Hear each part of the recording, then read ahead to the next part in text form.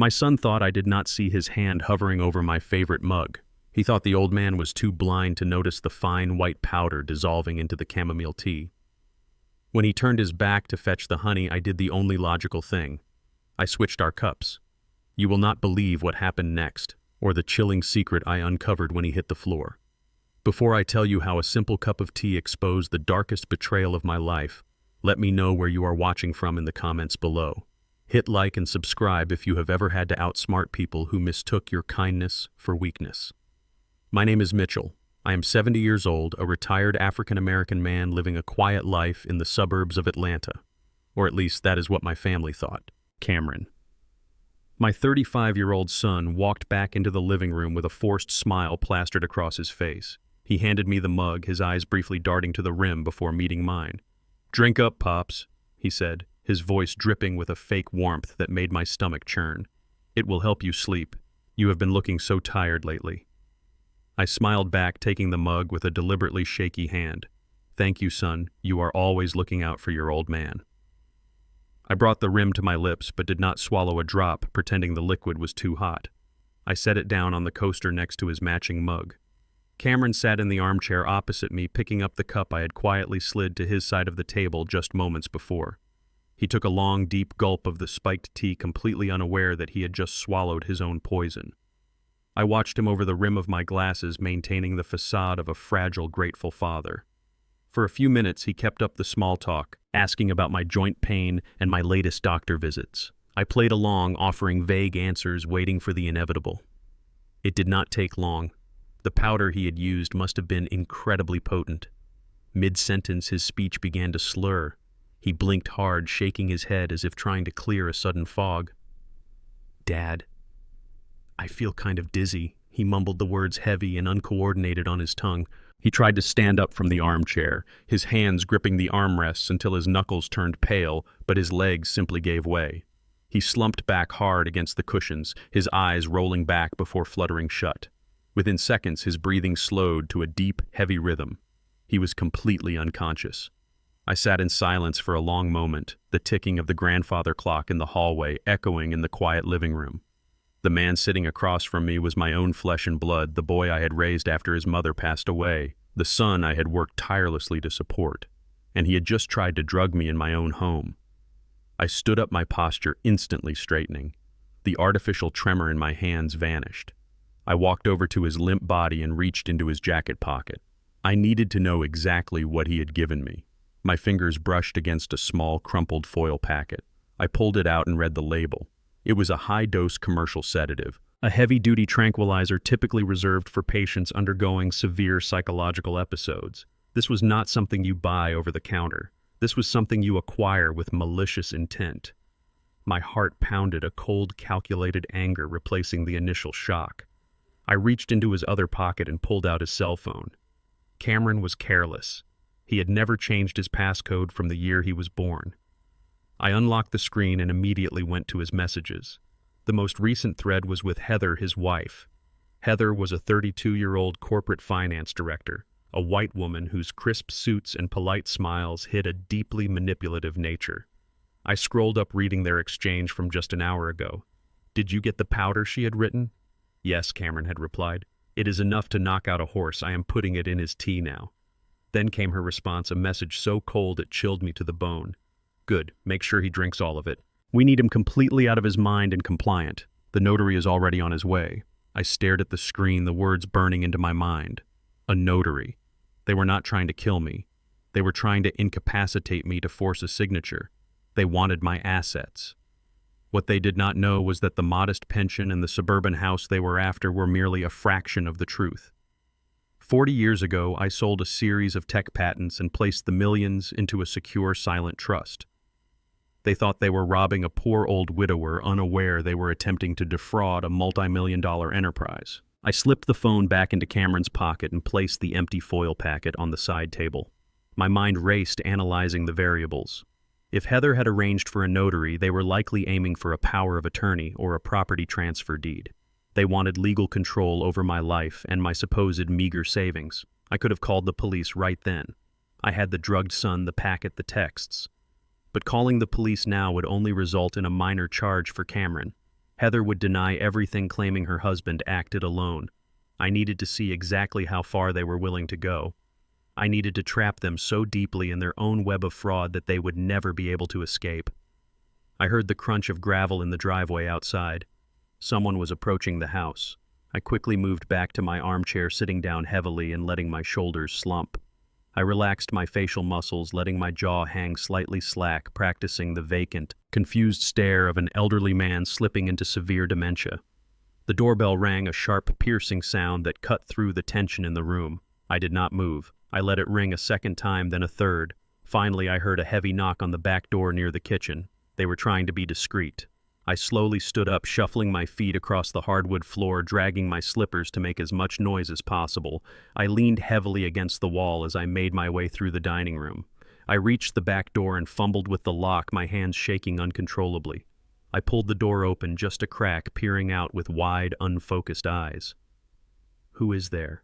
I mumbled, slurring my words slightly perfectly, mimicking the effects of the sedative Cameron had intended for me. "Where is my son? I want my wife." My wife passed away over a decade ago, but the mention of her would convince anyone that my mind was completely gone. I stared at the man standing on my back porch. He was wearing a cheap, wrinkled suit, holding a leather briefcase tightly against his chest. He looked nervous, his eyes darting around the quiet suburban neighborhood before settling on me. "Mr. Mitchell," the man asked, his voice low and rushed. "I am the notary. Heather sent me. She said Cameron would have everything ready for you to sign." He pushed the door open a little wider, stepping into the kitchen without an invitation. I stumbled backward, putting a hand to my forehead as if the room were spinning. "Sign? Sign what? I do not understand." "I feel so dizzy," I whispered, leaning heavily against the kitchen counter. The notary pulled a thick stack of legal documents from his briefcase and slapped them onto the kitchen island. "Just a few signatures to help your son manage your care, old man," he said callously, pulling a blue pen from his pocket. Right as he uncapped the pen, my smartwatch hidden under the cuff of my cardigan vibrated. It was a notification from the security app connected to my home network. I had synced Cameron's phone to my alerts months ago when he kept complaining about losing it. The alert displayed a new, urgent text message from Heather to Cameron's phone. "Is the drug working? The notary is waiting at the back door. Open it now. I am pulling into the driveway. Get his thumbprint if he cannot hold the pen. Do not mess this up, Cameron." The notary shoved this blue pen into my trembling hand. He did not care that I was supposedly heavily sedated. He only cared about his cut of the payout. He pointed a stubby, sweating finger at the bottom of the first page. "Sign right here on the dotted line, old man," he barked, his breath smelling of stale coffee and cheap cigarettes. "Just make a mark. Any mark will do." I squinted at the documents, letting my eyes cross slightly as if I could barely read the bold print. But my vision was perfectly clear. I read the header: "Durable power of attorney and full financial proxy." They were attempting to seize control of my medical decisions, my bank accounts, and my property deeds in one sweeping motion. This man was not a legitimate public official. He was a paid accomplice in a criminal conspiracy against a senior citizen. "Where is my boy?" I whined, letting the pen slip through my fingers and clatter onto the granite countertop. "I cannot sign anything without my son. He takes care of my papers. My head hurts so much." The notary cursed under his breath, violently retrieving the pen. "Your son is busy. Heather sent me. Now pick up the pen and write your name before she gets inside and yells at both of us." He grabbed my wrist, his grip painfully tight, and forced the pen back into my palm. He was crossing a legal line, committing physical battery to force a signature under duress. I let him guide my hand toward the paper, my arm vibrating with a masterfully faked tremor. I needed to destroy those original documents. Without the originals, their immediate plan would stall buying me the time I needed to execute my trap. Next to the stack of legal papers sat an open, oversized bottle of dark blue fountain pen ink that I used for writing in my journal. I swayed heavily against the kitchen island, using my entire body weight to knock the notary off balance. I let out a loud, confused groan. "My heart," I gasped, clutching my chest with my free hand. "I feel so weak." The sudden jerky movement caught the notary completely off guard. He stumbled backward, his shiny dress shoes slipping on the polished wood floor to keep from falling. As he released his iron grip on my wrist, my violently shaking right hand swung wide. I brought my hand down hard, striking the open ink bottle perfectly. the heavy glass tipped over, sending a thick, dark blue wave of permanent ink cascading directly across the entire stack of documents. The dark liquid instantly soaked through the thick paper, obliterating the carefully typed legal clauses, the signature lines, and the notary seal area. The damage was immediate and completely irreversible. The documents were ruined beyond any legal recognition. The notary shrieked in absolute panic, grabbing the dripping pages and trying to shake the ink off, but he only succeeded in splattering his cheap suit jacket and my clean kitchen floor. "What did you do, you crazy old fool?" he screamed, his face turning a blotchy red with uncontrolled fury. "Those were the only original copies. Heather is going to kill me." I took 2 steps back, covering my face with my trembling hands, cowering like a frightened child facing an angry parent. "I am sorry," I whimpered, making my voice crack with feigned terror. "I just wanted my tea. You scared me. Why are you yelling at me?" He threw the ruined, dripping papers onto the counter in absolute disgust, wiping his stained hands on his trousers. He paced the floor in a frantic circle, muttering a string of profanities. He knew he had completely failed his part of the job. "You stay right here. Do not move a single inch," he commanded, pointing a stained finger directly at my chest. "I have to go to my car and see if I have blank proxy forms in my briefcase. I will be right back." The moment he stepped through the back door and onto the porch to head toward his vehicle, my trembling stopped entirely. My posture straightened instantly. I stepped forward, grabbed the heavy brass deadbolt, and slammed the door shut with absolute authority. I turned the lock with a sharp, satisfying click. I quickly engaged the secondary security chain and the top latch, securing the door completely from the inside. Through the small glass window at the top of the door, I watched the notary spin around, his eyes widening in pure confusion. He grabbed the handle, rattling it aggressively. "Hey, open the door!" he shouted, his voice muffled by the thick insulated glass. "Open this door right now!" I stared back at him, my face devoid of any confusion, weakness, or fear. I offered him a cold, calculated smile, raising my hand to give him a slow, mocking wave. The realization hit him like a physical blow to the stomach. His jaw dropped and he stumbled backward, finally understanding that the helpless, sedated old man was a complete and utter act. He was dealing with someone fully aware, highly intelligent, and entirely in control. He scrambled down the porch steps and sprinted toward his car, desperate to escape the property before the police arrived. I turned my attention back to the living room. Cameron was still sprawled on the armchair, completely unconscious from his own spiked tea. He was dead weight, but I had maintained excellent physical shape for a man my age. I grabbed him securely under the arms and dragged his limp body across the hallway, pulling him straight into the guest bathroom. I dropped him onto the cold, tiled floor, turned off the light, and pulled the door shut, locking it firmly from the outside. He was completely out of the equation for the next several hours. The house was fully secure. The fraudulent documents were destroyed. The fake notary was gone. I walked over to the kitchen sink and calmly washed the ink from my fingertips, drying my hands on a fresh linen towel. I checked my smartwatch again. Heather was already in the driveway. It was time for my arrogant daughter-in-law to face the very first consequence of her boundless greed. I walked quietly into the living room and stood by the front window, peering through the slight gap in the heavy curtains. Heather's sleek, silver luxury sedan was parked haphazardly in my driveway. She was sitting in the driver's seat, the engine still running. But she was not getting out of the car to execute her master plan. Instead, she was frantically pounding her fists against the steering wheel, her face contorted in absolute, unadulterated panic. Her cell phone was pressed tightly against her ear, and even through the thick, insulated glass of my front window, I could hear the shrill, piercing pitch of her screaming voice. "What do you mean my access is denied?" she shrieked, her voice echoing wildly into the quiet suburban street. "Check it again. That routing number is correct. You have to authorize the transfer right now." There was a brief, tense pause as the bank representative on the other end spoke. Heather's face drained of all color, turning a sickly, ghostly white. "Frozen," she screamed, completely losing her polished corporate composure. "What do you mean the master account is locked for suspicious activity? I need that money today, or I am going to jail." "Cameron, where are you?" She ripped the phone away from her ear, frantically typing a message. She was trapped in a financial nightmare, and she knew it. I watched through the heavy living room curtains as Heather slammed her manicured fists against the leather steering wheel of her luxury sedan. She was trapped in a financial nightmare of her own making, completely oblivious to the fact that I was the one who had just locked the front door to her escape. My decoy checking account was rigged with a hard security limit. If anyone tried to move a massive sum without my voice authorization, the system would immediately flag it as fraudulent and freeze all connected assets. Heather had clearly triggered that tripwire, but I needed to know exactly how much damage she had attempted to inflict before the banking system locked her out entirely. I turned away from the window, leaving her to her screaming fit. Cameron was still locked safely in the guest bathroom, lost in his chemically induced sleep. I grabbed my wool coat and slipped out the side door, walking briskly toward the detached garage. I slid into the driver's seat of my reliable 10-year-old sedan. As I reversed down the back alley, I could still hear Heather yelling into her phone in the front driveway, completely unhinged. I drove straight toward the local bank branch in the center of town. The drive took less than 15 minutes, but my mind worked with total clarity the entire way. They had acted with reckless, dangerous desperation.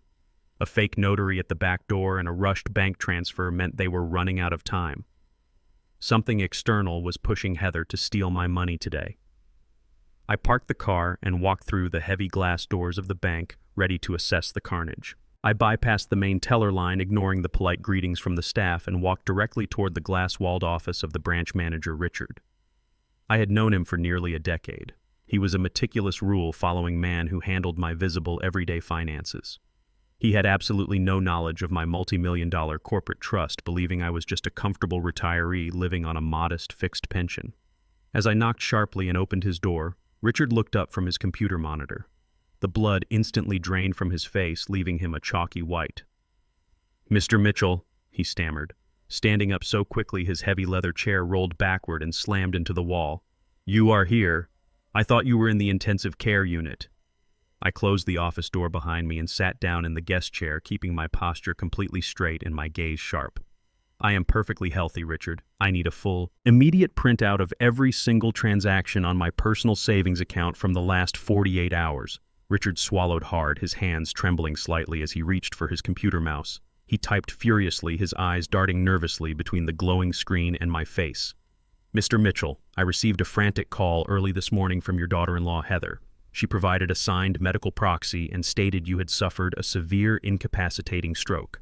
She presented legal authorization to wire the entirety of your savings, exactly $40,000, to an external account to cover emergency medical flight expenses."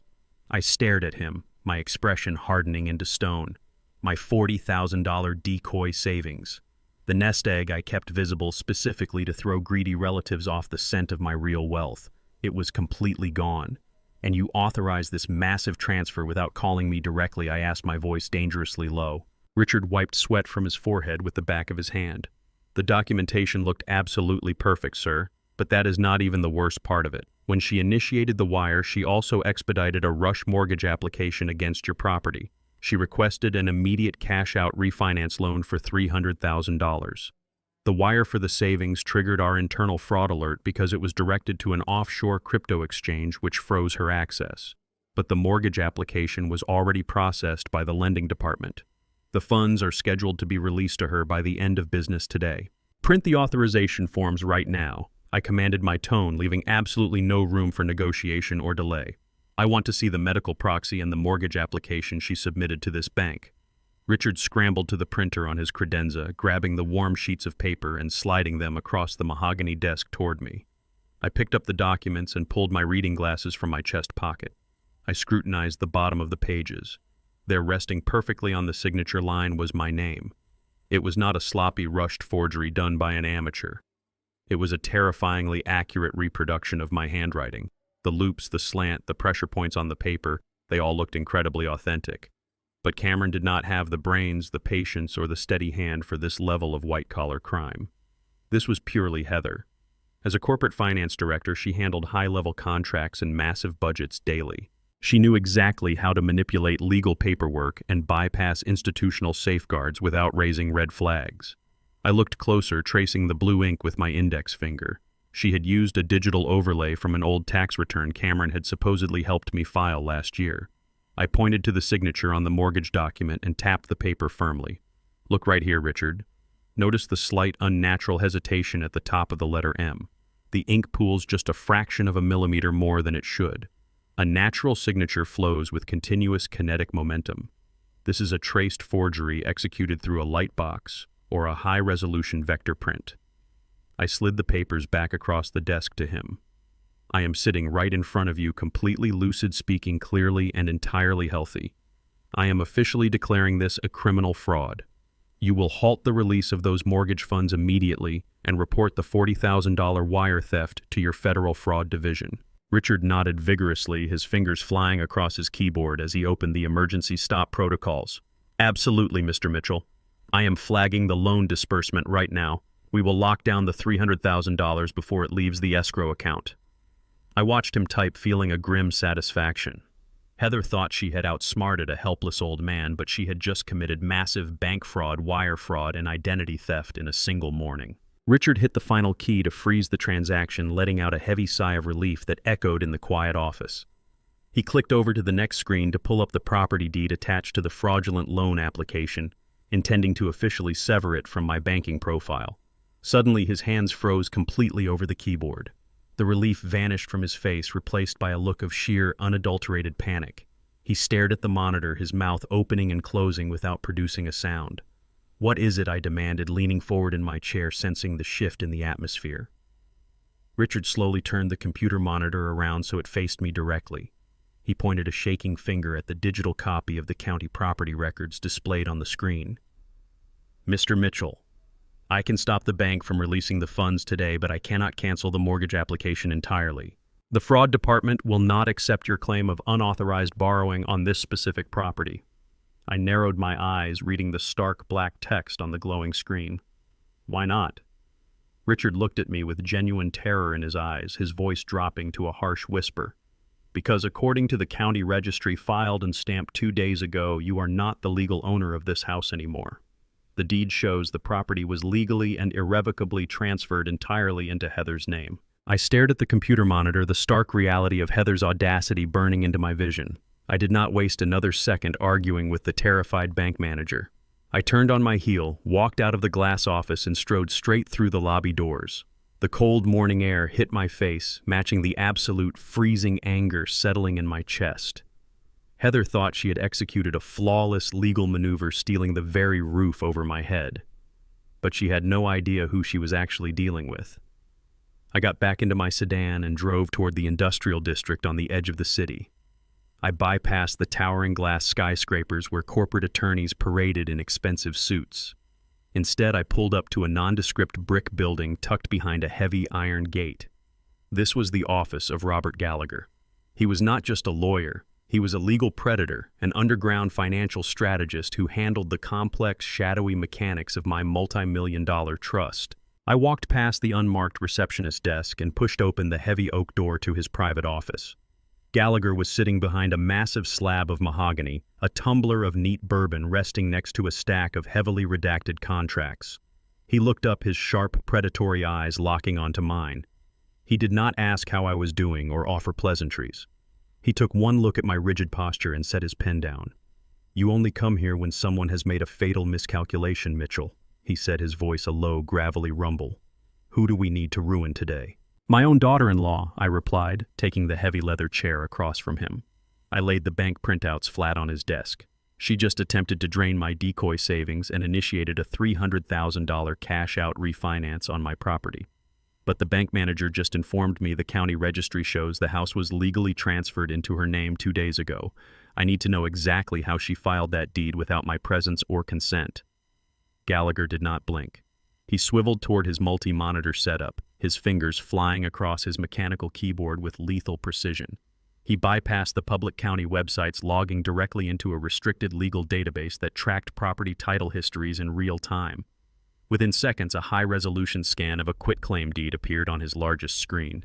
He rotated the monitor so I could see the document. I leaned forward, inspecting the paperwork that supposedly stripped me of my home. The document claimed that I had willingly relinquished all ownership rights to Heather for the sum of $1 single. It was notarized by a digital stamp likely acquired through the dark web or a bribed official. But that was not what made my blood run entirely cold. I scanned the bottom of the page, looking at the 2 signatures required to release the property title. The first signature was a flawless forgery of my own handwriting. The second signature belonged to Josephine, my beautiful, fiercely intelligent wife who had passed away over a decade ago. I felt a sharp, agonizing twist in my gut. Heather had not just stolen from a living man. She had desecrated the memory of a dead woman. She dug up an old archived document, most likely a decades-old mortgage agreement she found snooping through my filing cabinets, and traced my late wife's signature to bypass the marital property laws. She actually forged a dead woman's signature to steal my home, I whispered, my voice vibrating with a dark, unyielding rage. She dug through Josephine's old paperwork just to trace her handwriting. She has absolutely no boundaries. Gallagher zoomed in on the digital signature, his eyes narrowing as he analyzed the ink patterns. This is corporate-level fraud, Mitchell. She used a high-grade digital vector to replicate both signatures perfectly. The county clerk's office processes thousands of these deeds daily through automated electronic filing systems. Unless someone specifically flags the document for manual review, the software simply verifies the formatting and rubber stamps the transfer. She knew exactly how to exploit the automated system. She thought she committed the perfect crime. Gallagher leaned back in his chair, swirling the bourbon in his glass. A slow, terrifying smile spread across his face. The kind of smile a wolf gives right before snapping the trap shut on its prey. She is a finance director, Mitchell. She is smart enough to bypass a county filing system, but she is incredibly stupid for assuming she knew your financial portfolio. He clicked a few keys, pulling up a completely different set of encrypted records. Look at this original property deed, the real one. Do you remember what we did 10 years ago, right after Josephine passed away? I looked at the screen, the memories of our strategic financial planning rushing back. I wanted to protect the estate from any potential probate issues or greedy distant relatives. We removed the house from my personal name entirely. Exactly, Gallagher confirmed, tapping the screen. 10 years ago, we executed a blind trust transfer. We placed this property into a holding company, a completely anonymous limited liability company registered in Delaware. That LLC is a subsidiary of your primary $10 million tech patent portfolio. You do not personally own that house, Mitchell. Your corporation owns it. Therefore, this quitclaim deed Heather just filed is fundamentally impossible. I let the reality of his words sink in. Heather had forged a transfer deed moving the property from my name to hers, but my name had not been on the actual legal title for a decade. She forged the transfer of an asset that did not even exist in the personal capacity she claimed. So the deed she filed is completely worthless, I stated, a cold satisfaction creeping into my chest. Gallagher laughed, a harsh grating sound. Worthless for claiming the property, yes, but incredibly valuable for us. By filing this document electronically across state lines, she just committed federal wire fraud. By forging a dead person's signature on a legal county document, she committed felony, identity theft, and perjury. And by attempting to secure a $300,000 loan against a property she does not actually own, she committed massive bank fraud. She did not steal your house, Mitchell. She just signed a full, unassailable confession to multiple federal crimes. The bank system froze the loan today because the names did not match their internal underwriting software, not because she beat you. She trapped herself. The pieces of the puzzle clicked together with devastating perfection. Heather had meticulously built her own prison, dragging my treacherous son down right alongside her. They thought they were dealing with a vulnerable, easily manipulated old man. They had no idea they had just attacked a heavily fortified corporate entity, triggering a series of federal offenses that would ruin them both permanently. Gallagher finished his bourbon, setting the heavy glass down on the mahogany desk with a loud, definitive thud. He pulled a fresh legal pad from his drawer and uncapped his premium fountain pen. He looked across the desk at me, the predatory gleam in his eyes burning brighter than before. "The trap is already closed around her ankle," Mitchell Gallagher said softly. "I can draft the injunctions right now. I can contact my associates at the FBI and have her arrested for corporate fraud before lunch. I can freeze every single asset she has ever touched." He leaned forward, resting his elbows on the desk, interlacing his fingers. "Or we can let her sweat. We can let her believe she still has a way out right up until the very moment we pull the rug out from under her and take absolutely everything. So tell me, my friend, how exactly do you want to destroy them?" I looked Gallagher dead in the eye, my decision already made. "We let them dig the hole deeper," I said softly. "Prepare the injunctions and draft the federal complaints, but hold the strike. I want to see her look of absolute triumph right before the floor caves in." Gallagher nodded, a predatory smirk lingering on his face as I stood up and left his office. I drove back to my neighborhood, my mind calculating the next variables. As I turned onto my street, my dashboard screen flashed with an incoming call from my next-door neighbor, Mrs. Higgins. "Mitchell," she said, her voice trembling with concern. "There is an ambulance parked in your driveway. Heather is outside talking to 2 paramedics. Are you all right?" I slowed my car to a crawl, pulling over a block away from my house to assess the situation. An ambulance. Of course. Heather realized her forged deed and bank transfers were hitting administrative walls. If she could not steal my assets from under my nose instantly, her backup plan was to declare me legally incompetent and have me committed to a psychiatric facility. I thanked Mrs. Higgins, ended the call, and parked my sedan out of sight. I walked the remaining distance, slipping through the back alley to observe. A private transport van painted to look like an official city ambulance idled in my driveway. 2 massive, heavily tattooed men in generic medical scrubs stood by the back doors. They were not real paramedics. They were hired muscle, likely from a shady, underfunded nursing facility Heather had bribed to forcefully extract me. I took a deep breath, instantly dropping my shoulders and relaxing my jaw. I let my hands tremble slightly as I stumbled out from the alleyway and onto the front lawn. Heather spotted me immediately. She pointed a sharp, perfectly manicured finger in my direction. "There he is," she shouted to the 2 men, her voice dripping with fake, exaggerated panic. "He has been wandering the streets. His dementia is getting worse by the hour."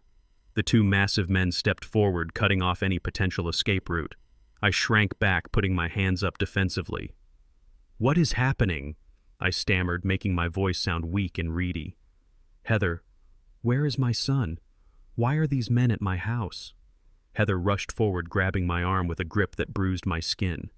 "It is going to be okay, Mitchell," she said loudly, making sure the nosy neighbors peeking through their blinds could hear her performance. "You are very sick. You wandered off again. These nice men are going to take you to a special care facility where you will be safe." One of the fake paramedics grabbed my other arm, his thick fingers digging into my bicep.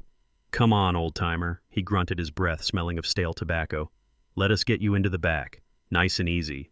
I could have fought them. I could have screamed for the neighbors to call the real police. But that would only delay the inevitable and give Heather a chance to spin the narrative. I needed to isolate these hired thugs and flip them. "I do not want to go," I whimpered, deliberately stumbling on the driveway gravel. "Please, I just want my tea." Heather shoved me roughly toward the open back doors of the van. "Get him inside before he causes a scene," she hissed at the men, completely dropping her concerned daughter-in-law act.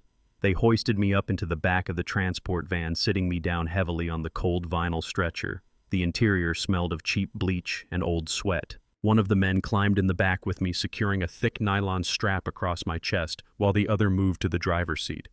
Heather stood at the bumper, offering me a cold, victorious sneer. "Do not worry about the house, Mitchell," she whispered, her eyes gleaming with pure malice. "Cameron and I will take excellent care of everything you left behind." She slammed the heavy metal doors shut, plunging the back of the van into dim, claustrophobic shadows. The engine roared to life and the vehicle lurched forward, pulling out of my driveway and heading toward whatever illicit facility Heather had paid off. We drove for about 10 minutes in complete silence. The thug sitting across from me was busy scrolling through his smartphone, completely ignoring his supposed patient. I waited until the GPS map on his screen showed we were on the interstate, far away from my neighborhood and Heather's watchful eyes. Then I unclipped the heavy nylon strap across my chest with one swift, fluid motion. The loud click echoed in the back of the van. The thug snapped his head up, his eyes widening in surprise as I sat up perfectly straight. "Hey!" he barked, reaching out to push me back down. "Stay seated, old man." I caught his wrist mid-air. My grip was like a steel vise, fueled by decades of discipline and a cold, burning rage. He gasped, trying to pull his arm back, but I held him locked in place. "My name is Mitchell," I said, my voice dropping the frail, reedy tone and resonating with absolute commanding authority. "And you are currently committing felony kidnapping across county lines, which carries a mandatory minimum sentence of 15 years in federal prison." The man froze, his bravado instantly evaporating. "What are you talking about?" he stammered, pulling his wrist free as I released him. "Your daughter-in-law signed the medical proxy. This is a legal transport." I reached into my coat pocket and pulled out my smartphone. I opened a digital dossier Gallagher had compiled and sent to me just moments before. Heather forged that proxy using a dead woman's signature. I stated clearly, turning the screen so he could see the glaring evidence. "Which means your transport order is entirely fraudulent. Furthermore, I know exactly who you two are. You do not work for the state. You work for a private, unlicensed care home on the South Side that has been cited 3 times this year for Medicare fraud. Heather paid you $5,000 in cash to extract me without a doctor's signature. The man in the back went completely pale. He banged his fist against the partition window. "Pull over, Marcus," he yelled to the driver. "Pull the damn van over right now." The vehicle swerved onto the gravel shoulder of the highway, coming to a harsh, sudden stop. The driver slid the partition window open, looking back with wide, panicked eyes. "What is going on?" the driver demanded. I looked at both of them, my expression completely ruthless. "What is going on is that you two have just stepped into the middle of a massive federal fraud investigation. My lawyers have already logged your license plate and your faces. If I do not check in with them in the next 10 minutes, they will dispatch the FBI to your facility." The 2 men stared at me, the color entirely drained from their faces. They were cheap, low-level muscle, completely unequipped to handle a corporate-level legal threat. They realized instantly that Heather had set them up to take the fall for a massive kidnapping charge. "Look, man," the driver stammered, raising his hands in surrender. "We did not know. The lady just gave us an envelope of cash and told us you were a violent dementia patient. We do not want any federal trouble. We will let you out right here. You can walk away." I let out a sharp, humorless laugh. "I am not walking anywhere," I said, leaning back against the vinyl stretcher and adjusting my coat. "You accepted a cash bribe to abduct a senior citizen from his own property. You are already neck-deep in this trouble." I locked eyes with the driver through the partition window, my voice leaving absolutely no room for negotiation. "I am going to give you exactly 1 chance to walk away from this without wearing handcuffs. Put this vehicle in drive. You are going to turn this van around, and you are going to drive me straight back to my house. But before we get there, you are going to hand me those fake transport uniforms." The cold porcelain of the guest bathroom floor pressed against Cameron's cheek. He groaned, a low, guttural sound echoing in the small, dark space. His eyelids felt like they were lined with lead, and a violent wave of nausea churned in his stomach. The heavy psychiatric sedative he had intended for me was finally loosening its grip, leaving behind a crushing headache and severe disorientation. He dragged himself upward, his fingers desperately clawing at the edge of the sink until he managed to heave himself over the toilet.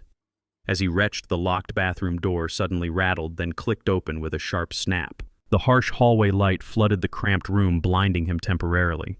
Heather stood in the doorway, her arms crossed tightly over her chest, staring down at her husband with an expression of pure, unadulterated disgust. She did not kneel to help him. She did not ask if he was all right. Instead, she kicked the sole of his shoe with the pointed toe of her designer heel. "Get up, you absolute idiot," she hissed, her voice vibrating with venom. "How could you possibly be stupid enough to drink your own spiked tea? You left me out there to handle everything alone." Cameron blinked sluggishly, wiping his mouth with the back of his trembling hand. "My head," he mumbled, his tongue still thick and uncoordinated. "The tea. I do not understand. Where is my dad? Where is the notary?" Heather let out a sharp, mocking laugh that bounced off the bathroom tiles. "The notary ran out of here covered in permanent ink because you were too busy taking a nap on the bathroom floor to control a frail old man," she snapped. "He ruined the proxy documents. He ruined everything. I had to scramble to fix your massive failure." Cameron finally managed to pull himself up, leaning heavily against the doorframe, his face a sickly shade of gray. "Fix it," he repeated, his confusion evident. "How did you fix it? The house? The bank accounts? We need that money today, Heather." Heather grabbed his arm and yanked him out of the bathroom, pulling him into the hallway. She pushed him toward the living room, her earlier panic completely replaced by a terrifying, arrogant pride. "I fixed it by doing what you never have the guts to do, Cameron. I called my contacts. I paid $5,000 in cash to a private transport company. Your father is gone." Cameron stopped dead in his tracks, leaning against the wall for support. "Gone. Gone where?" To a locked psychiatric facility on the South Side, she declared, a victorious smirk spreading across her face. 2 men loaded him into the back of a van 10 minutes ago. He was shaking, crying, and totally confused. He looked completely pathetic. Once he is processed into that ward, no one will listen to a single word he says. He is officially a ward of the state now, which means as his next of kin, we can petition the court for emergency financial control by tomorrow morning. We won't even need the notary. We won. The heavy fog in Cameron's brain seemed to clear, slightly pierced by the sharp jolt of pure greed. He let out a breathless, uneven laugh, running a hand through his sweat-dampened hair. "You got him committed. You actually did it. Heather, you are a genius." I am the only one in this marriage who thinks under pressure, she replied coldly, walking over to the large mahogany dining table. But we do not have time to stand around congratulating each other. We have to move fast. I have a cash buyer coming to look at this property first thing in the morning. We need to stage this place so it looks like a modern home ready for a quick flip, not a dusty museum dedicated to your dead mother. Heather grabbed a thick black trash bag from the kitchen pantry and snapped it open with a loud, aggressive rustle. She walked straight over to the antique wooden mantel above the fireplace. It was the space where I kept my most cherished memories of Josephine. Framed wedding photographs, the delicate porcelain figurine she had collected over 30 years, and the hand-stitched quilt she had draped over the armchair. Heather showed absolutely no hesitation. She swept her arm across the mantel, knocking a silver-framed photo of Josephine into the trash bag. Cameron watched her for a second, a brief flash of hesitation crossing his face. "That is my mother's stuff," he murmured weakly. "Your mother is dead, and your father is locked in a padded cell." Heather snapped back, throwing a beautiful porcelain dove into the bag where it shattered with a muffled crunch. "This junk is making the house look dated and unsellable. If we want top dollar from the investors tomorrow, all of this sentimental trash has to go. Grab a bag and start clearing out the display cabinets. Do not just stand there."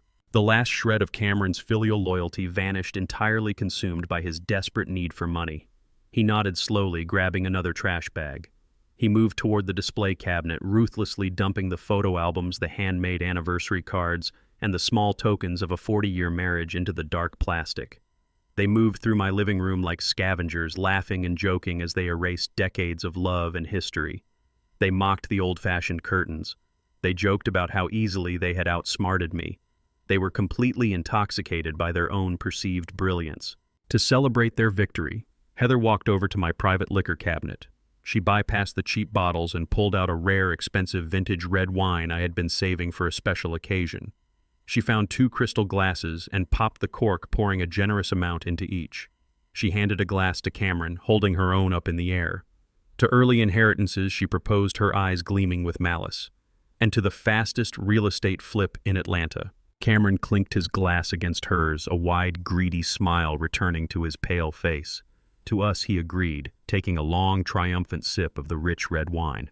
They stood in the center of my living room, surrounded by black trash bags filled with my wife's belongings, completely comfortable in the home they believed they had just stolen. Then the heavy brass deadbolt on the front door clicked loudly. The sound was sharp, metallic, and utterly impossible in their minds. The doorknob turned, and the heavy oak door swung open with a slow, deliberate creak.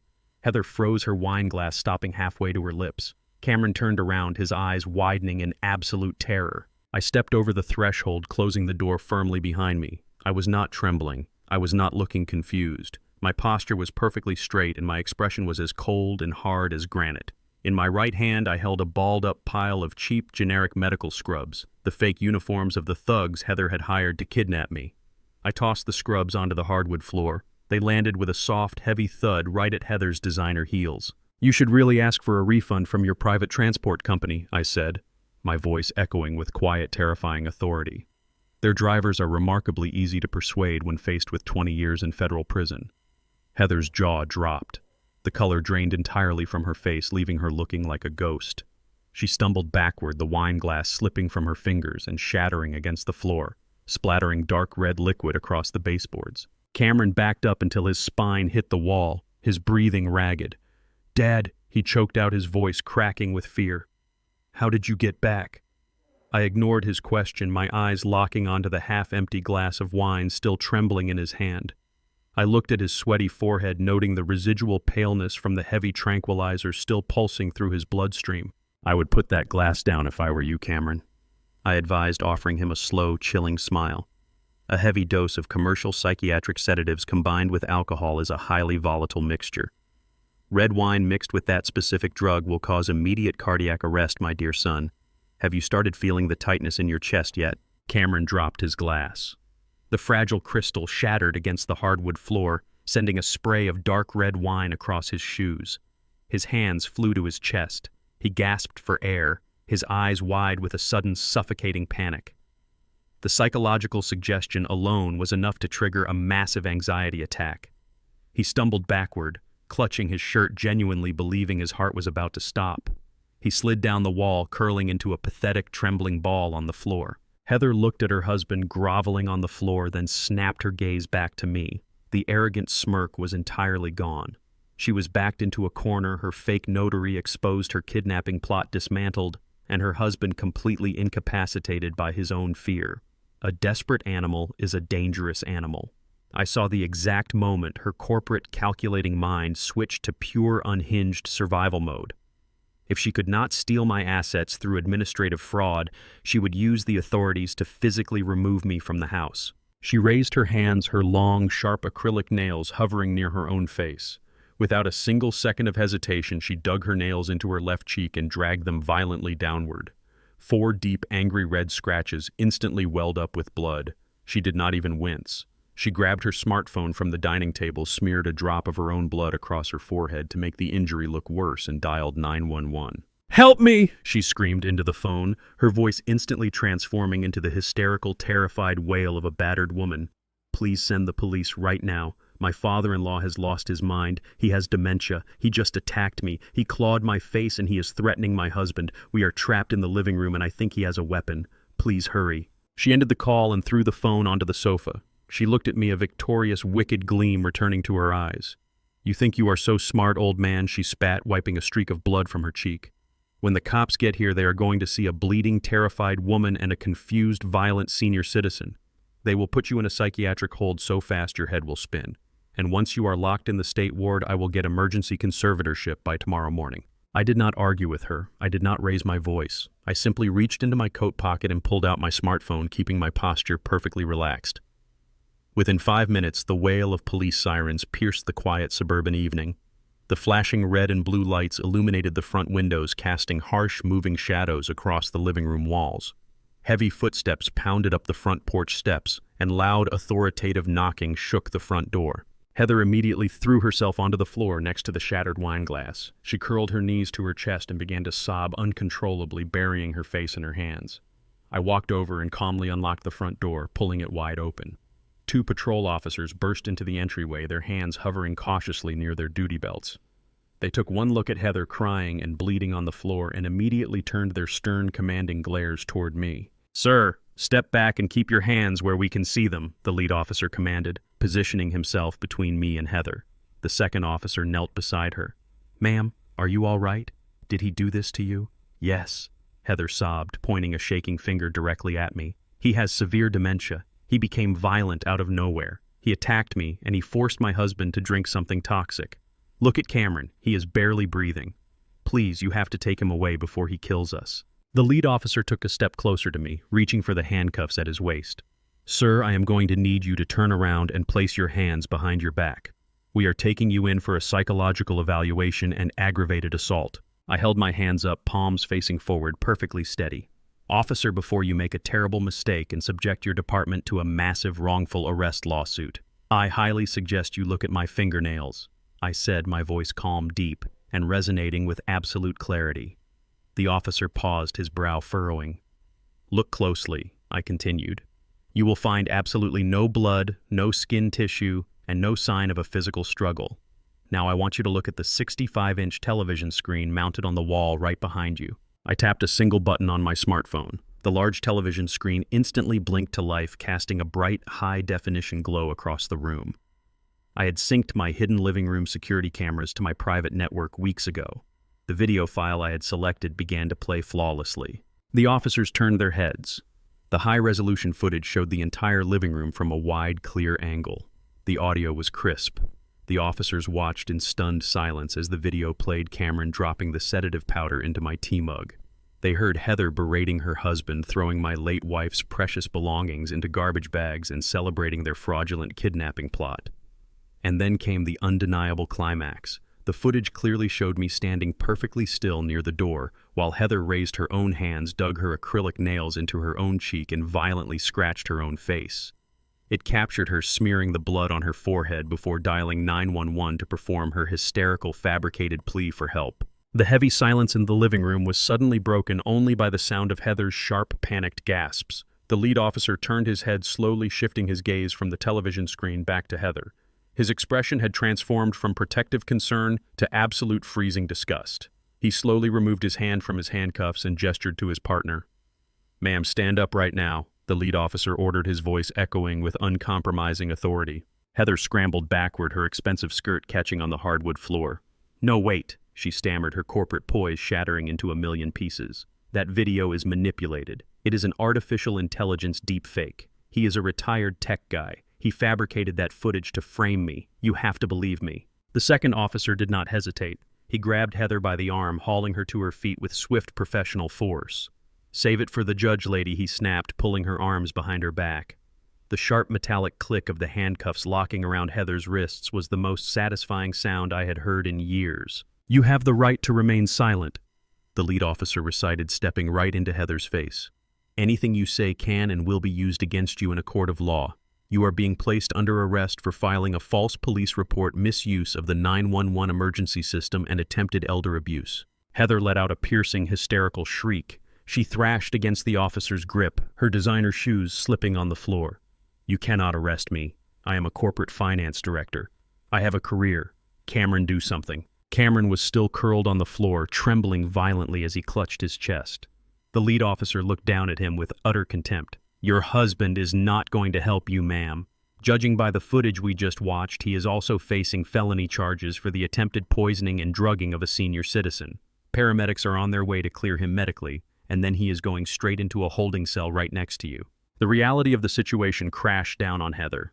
The arrogant, untouchable corporate executive was now a bleeding, handcuffed criminal standing in the middle of a trashed living room. She looked at me, her eyes wide with a mixture of terror and disbelief. She finally realized that every single move she had made was anticipated, monitored, and used to build an inescapable legal cage. The officers began to pull Heather toward the front door, preparing to haul Cameron up next. But as they moved, I raised my right hand, stepping firmly into the center of the room. "Officers, wait," I said, my voice echoing through the tense silence. "Stop right there." The lead officer paused, looking back at me with genuine confusion. "Sir, you have them dead to rights. We have video evidence of a false police report, attempted poisoning, and elder abuse. They belong in jail tonight." I looked at Heather, whose tear-streaked, bleeding face was frozen in shock. I looked at Cameron, my treacherous son, who was staring up at me with pathetic, pleading eyes. I shook my head slowly. "I am declining to press charges for the events that occurred in this house tonight," I stated clearly. "Unlock her handcuffs. I do not want them arrested." The second officer frowned, clearly frustrated. "Mr. Mitchell, with all due respect, these people are dangerous. They just tried to frame you for a violent crime. If we let them walk, they will try something worse tomorrow."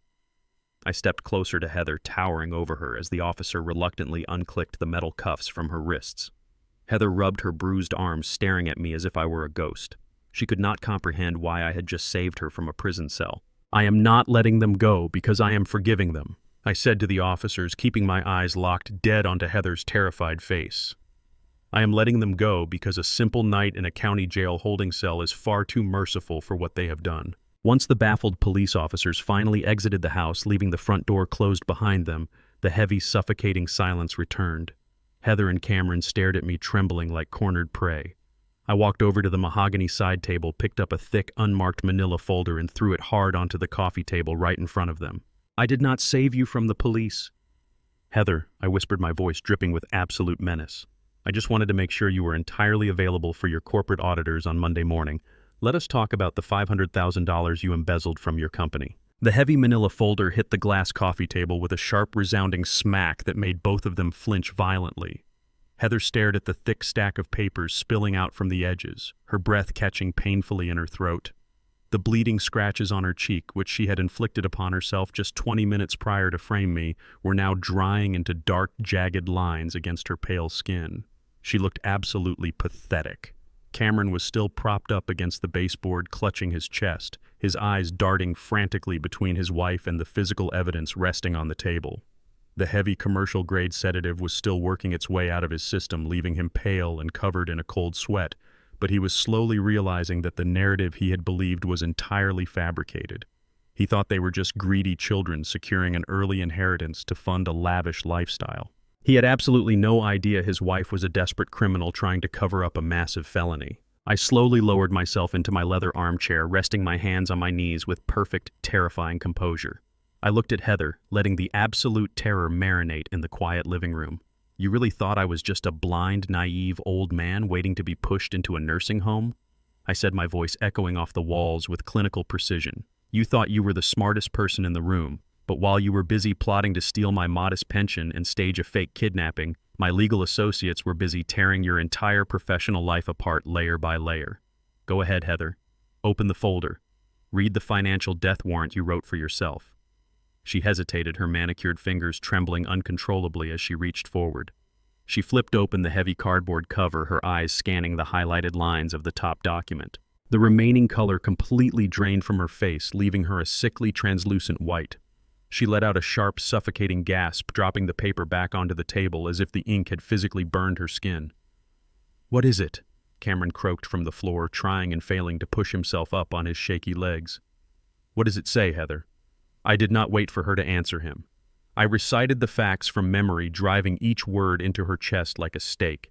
"It says that over the past 14 months, your brilliant, highly respected corporate finance director wife has been systematically siphoning funds from her employer.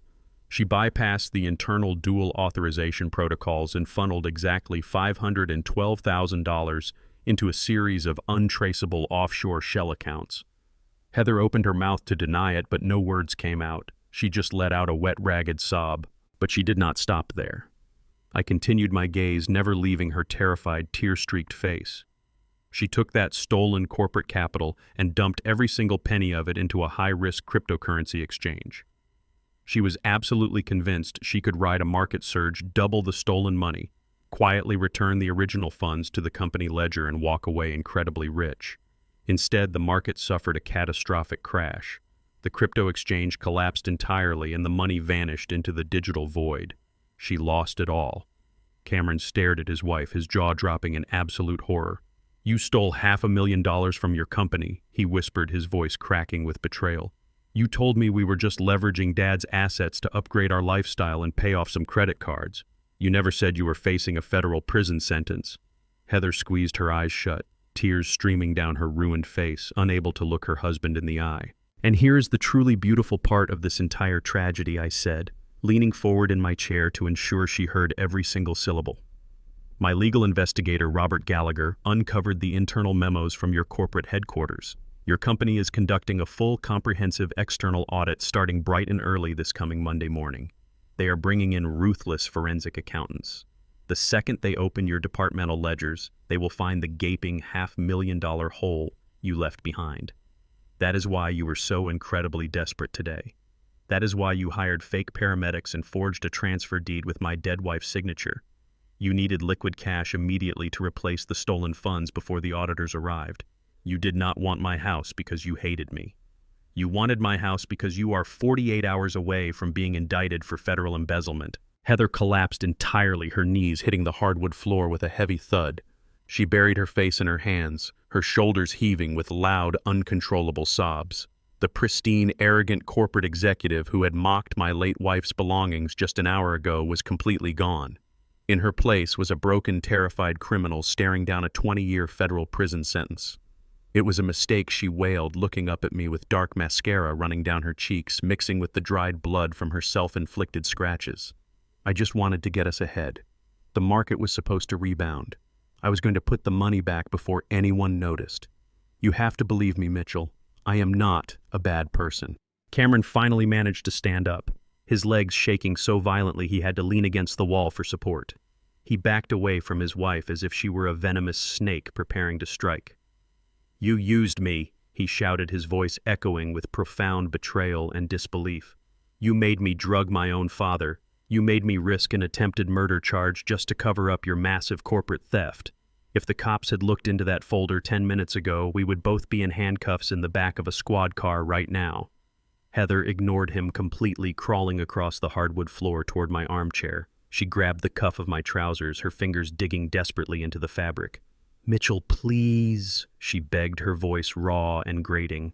"Your lawyer knows about your trust fund. He knows you have millions hidden away. You can fix this. You can write a check right now and save me." She looked up at me, her eyes wide with a frantic, animalistic desperation. "I will pay you back every single cent. I will do whatever you want. I will leave Cameron right now. I will sign whatever legal documents you put in front of me. I will walk away and you will never see me again. Just please, I am begging you, do not let them send me to federal prison." I looked down at the woman gripping my leg. She was offering to abandon her husband in a heartbeat, ready to trade her marriage and her entire life for a quick financial bailout. She had no loyalty, no morals, and absolutely no shame. I slowly reached down and pried her fingers off my clothing, tossing her hand aside as if it were coated in a toxic disease. "I am not writing you a check for a single dime, Heather," I said coldly. "My wealth was earned through decades of honest innovation and hard work. It will never be used to cover the debts of a corporate thief." Heather slumped back against the floor, letting out a hollow, defeated moan. She knew it was over. Without my money to cover her tracks, the forensic auditors would find the missing funds by Monday afternoon.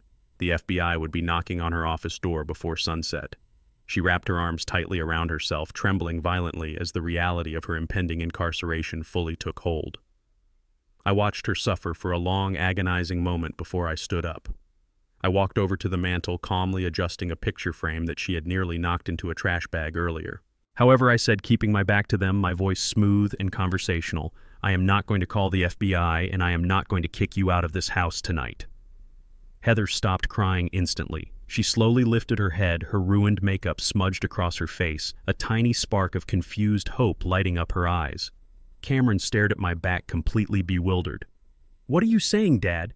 he asked cautiously, clearly waiting for the other shoe to drop.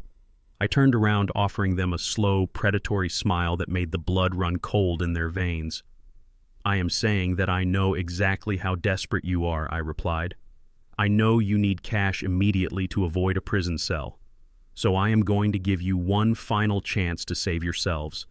I will let you sell this very house tomorrow morning to a cash buyer so you can pay back your company." Heather stared at me as if I had suddenly sprouted a second head. She wiped a streak of ruined mascara from her cheek, her mind visibly racing to process the massive lifeline I had just dangled in front of her. She did not question my motives or look for the hidden trap. A truly desperate criminal never looks a gift horse in the mouth. She only saw an immediate escape route from a devastating federal prison sentence. "You are completely serious," she whispered, her voice cracking with a cautious, overwhelming greed. "You will not call your lawyers to block the sale. You will just let us sell the property and keep the cash." I gave her a slow, deliberate nod. "The house is entirely yours to dispose of," I replied, my tone perfectly even and devoid of any emotion. "You already forged the transfer deed. The county registry officially lists you as the sole legal owner of this property. If you can find a buyer willing to close a cash deal by tomorrow morning, you can take the money, replace the embezzled corporate funds before your Monday audit, and walk away completely clean." Cameron looked at me, a profound confusion twisting his features. "Dad, why are you doing this?" he asked, stepping slightly away from the wall, still clutching his chest. "After everything we just did to you, after the fake paramedics and the forged signatures, why would you let us take your house?" I turned my cold gaze toward my treacherous son. "Because I want to sleep peacefully in my own bed tonight without worrying about you two trying to slip heavy psychiatric sedatives into my tea again," I said flatly. "Now you have exactly 12 hours to liquidate this property. I highly suggest you start making phone calls." I turned around and walked down the hallway toward my master bedroom, closing the heavy oak door firmly behind me. The moment the brass latch clicked into place, I pulled my smartphone from my pocket and sent a single encrypted text message to Robert Gallagher. "The bait is set. Initiate the expedited buyer protocol." I stood quietly by my bedroom door, pressing my ear against the wood paneling, listening intently to the frantic activity unfolding in the living room. Heather did not waste a single second apologizing to her husband or reflecting on the catastrophic failure of their kidnapping plot. She instantly reverted to her ruthless corporate survival mode. I heard the rapid, aggressive tapping of her acrylic nails against her smartphone screen as she frantically searched the internet for expedited real estate investors in the Atlanta area. "We need a distressed property buyer immediately," she barked at Cameron, completely ignoring his lingering anxiety and physical weakness. "Someone who does not require a formal inspection, an appraisal, or a 30-day escrow period. We need hard cash wired by tomorrow morning or my life is over." Within minutes, she was dialing a toll-free number.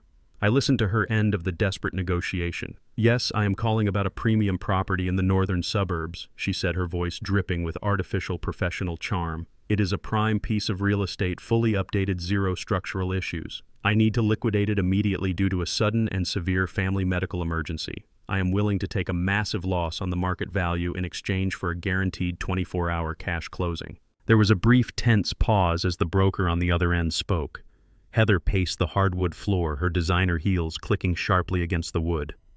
$450,000, she countered aggressively, her voice rising in pitch. That is at least $150,000 under the actual market value. You are stealing this house from me at that price. If your firm can wire those funds directly into my personal checking account by 10 o'clock tomorrow morning, I will sign the title over to you completely as is. No questions asked. She waited, her breathing shallow and rapid, her entire future hanging on the response of a stranger over the phone. Then a massive, shuddering sigh of relief escaped her lips. Perfect, she said, a victorious, arrogant smirk highly evident in her tone. Send your mobile closing agent to the property at exactly 8 in the morning. I have the deed and my identification ready to go. She ended the call and let out a loud, triumphant laugh that echoed through the entire house. Did you hear that, Cameron? She cheered, completely ignoring the sick reality that she was celebrating the absolute theft of his father's home. They are sending a mobile closer tomorrow morning. We are going to get $450,000 in pure, untraceable cash. I am going to pay back the company ledger before those forensic auditors even open their laptops on Monday. We are completely saved. The next morning arrived with a crisp, deceivingly bright sunrise. I remained hidden in my master bedroom, quietly packing a small leather duffel bag with a few personal essentials and my most important documents. Through the front window, I watched a sleek black luxury sedan pull into my driveway precisely at 8 o'clock. A tall, impeccably dressed woman stepped out carrying a heavy leather briefcase. She walked up to the front porch and rang the doorbell. I cracked my bedroom door open just enough to observe the living room without being seen. Heather had practically sprinted to the door. She was dressed in a sharp-tailored business suit, desperately trying to project the image of a successful, composed executive, rather than a panicked embezzler facing federal indictment. "Come in, please," Heather said, gesturing the closing agent toward the large dining table. The agent introduced herself politely and immediately began pulling thick stacks of real estate transfer documents from her briefcase. Heather did not even bother to read the fine print. She was completely blinded by the promise of the massive wire transfer that would miraculously save her from prison. She grabbed the black pen provided by the agent and began signing her name furiously on every single dotted line. She initialed the heavy disclosures, signed the absolute waiver of inspection, and formally executed the final sale contract without a second thought. Beside her, Cameron stood in absolute silence, watching his wife sell his childhood home to a complete stranger. He looked utterly miserable, his shoulders slumped in defeat, but his cowardice prevented him from stopping her. He was just as complicit in this final devastating act of fraud. "Sign right here to officially transfer the deed over to our corporate holding company," the closing agent instructed, smoothly sliding the final, most crucial document across the polished wood table. Heather gripped the pen and signed her name with a dramatic, arrogant flourish. She pushed the paper back across the table, her chest heaving with pure adrenaline. "It is completely done," she declared, leaning back in her chair with a massive, arrogant smile plastered across her face. "Now about the funds. My personal bank routing information is verified on the first page." The agent smiled politely, pulling a sleek digital tablet from her briefcase. "The wire transfer of $450,000 was authorized the exact moment you signed the deed, ma'am. It is processing directly into your personal checking account as we speak. Here is your official receipt and your final confirmation of the sale." The agent handed Heather a thick, glossy folder containing the transaction receipts and swiftly stepped out the front door, leaving the house in a state of quiet, heavy anticipation. I finally stepped out of my bedroom, walking slowly into the living room, holding my small leather duffel bag. Heather saw me and let out a cruel, mocking laugh. "You are an absolute fool, Mitchell," she sneered, waving the glossy folder aggressively in my direction. "You actually let me do it. You gave up your only home just to avoid a legal confrontation. Cameron and I are taking a first-class flight to the Caribbean tonight to celebrate, and you are officially homeless. Enjoy the streets, old man." She opened the glossy folder to gloat over her official wire transfer receipt, ready to bask in her magnificent victory. I watched the arrogant smile completely freeze on her face. Her eyes widened to the point of tearing, frantically scanning the top of the receipt where the purchasing company's name was printed in bold black ink. "What is this?" she whispered, the color draining from her face as her hands began to shake violently. "The buyer is listed as the Josephine Trust Limited Liability Corporation." I offered her a slow, freezing smile that made Cameron physically step backward in fear. Did you really think a random cash buyer negotiates a $500,000 blind deal at midnight? Heather, I asked softly. I did not let you sell my house to a stranger. I just let you sell my house directly back to my own corporate holding company. Heather stared at the receipt, her eyes darting between the name of my late wife and the official bank stamp. For a fraction of a second, absolute panic threatened to shatter her corporate facade, but her greed was a much stronger force than her logic. She crushed the glossy paper in her fist and let out a sharp, dismissive laugh. It does not matter who bought the house, Mitchell. She spat, her voice trembling slightly but regaining its venomous edge. The funds cleared. I saw the pending deposit on my app. You just gave me $500,000 of your own corporate money. I am going to clear my audit, and Cameron and I are leaving the country tonight. You played yourself, old man. She grabbed Cameron by the arm, her fingernails digging into his jacket. Move, she barked at her husband. We are going to the airport right now. I have my laptop. I can wire the company funds from the terminal lounge to cover the audit, and we will disappear before they even realize what happened. Grab the suitcases. Cameron looked at me one last time. There was no apology in his eyes, only the desperate, pathetic urgency of a coward running from the consequences of his actions. He grabbed the 2 heavy suitcases they had packed the night before and followed his wife out the front door. They climbed into Heather's luxury sedan, the tires squealing against the asphalt as she threw the car into reverse and sped out of the neighborhood. I stood on the porch watching the silver car disappear down the street. I did not chase them. I did not call the local police. I simply walked back inside, poured myself a fresh cup of chamomile tea, and sat in my armchair. Robert Gallagher had already initiated the next phase of our protocol. By the time they reached the international terminal, the trap would snap shut so violently it would break them. The drive to the airport was a frantic blur of adrenaline and arrogance. Heather weaved dangerously through the morning traffic, her mind completely consumed by the massive influx of cash she believed she had secured. She pulled into the long-term parking structure, grabbing her expensive rolling luggage while barking orders at Cameron. They navigated the crowded departure hall, heading straight for the premium international check-in counter. Heather approached the desk with the haughty, entitled posture of a woman who believed she had just outsmarted everyone. 2 first-class tickets on the next available flight to the Cayman Islands, she instructed the ticketing agent, sliding her passports and her heavy black corporate credit card across the polished counter. We have a sudden corporate retreat. Make sure the seats are together and arrange for priority boarding. The ticketing agent offered a polite practice smile and swiped the thick black card through the terminal system. Heather leaned against the counter, tapping her fingers rhythmically against the marble surface, already imagining the tropical breeze and her perfectly balanced accounting ledgers. She pulled out her smartphone to initiate the transfer to her company, entirely confident that the $450,000 was sitting safely in her checking account. "Ma'am," the ticketing agent said, her professional smile faltering slightly as she stared at her monitor. "I am getting an error code on this card. It says the transaction is declined." Heather let out an exasperated sigh, rolling her eyes at Cameron. "Try it again," she snapped, waving her hand dismissively. "It is a premium account with no spending limit. Your machine must be malfunctioning. I use that card for massive corporate expenditures every single day." The agent swiped the card a second time, then manually typed the account numbers into the system. The glowing red error message flashed across her screen once more. "I am sorry, ma'am," the agent replied, her tone growing a bit more guarded and rigid. "The system is completely rejecting the authorization. It is prompting a specific security code. That means the issuing bank has placed a hard freeze on the account. You will need to contact your financial institution before I can process these tickets." Heather snatched the card back, her face flushing with sudden intense heat. "That is impossible," she hissed, her voice rising to draw the attention of the passengers waiting in line behind them. "I literally just closed a $500,000 real estate transaction less than an hour ago. My account is completely flush with cash. Run it again or call a supervisor right now." Cameron stood nervously beside her, shifting his weight from foot to foot as people began to stare. "Heather, what is going on?" he asked, panic creeping back into his voice.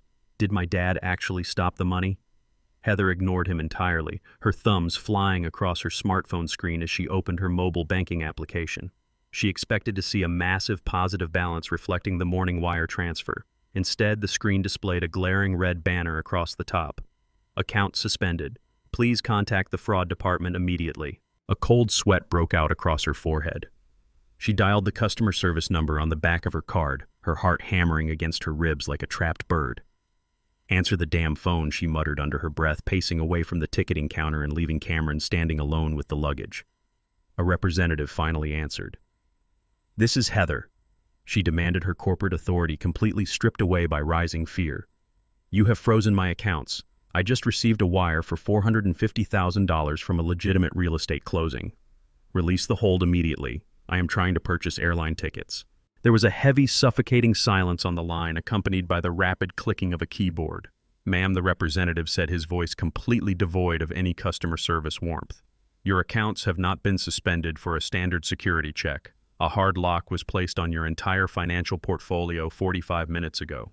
The wire transfer you received was flagged by the originating institution as a highly fraudulent transaction." Heather felt the ground sway beneath her expensive designer shoes. "Fraudulent," she shrieked, drawing more stares from the crowded terminal. "I signed a legal deed. The title company authorized the wire in front of me. That money is mine. Release it right now." The representative remained entirely unfazed by her screaming. The originating entity, the Josephine Trust Limited Liability Corporation, filed a federal alert claiming the property transfer was executed using forged signatures and stolen assets.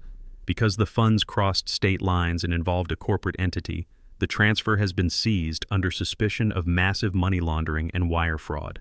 Every single dollar you possess, including your corporate access accounts, is now frozen pending a severe federal investigation. There is absolutely nothing I can do for you.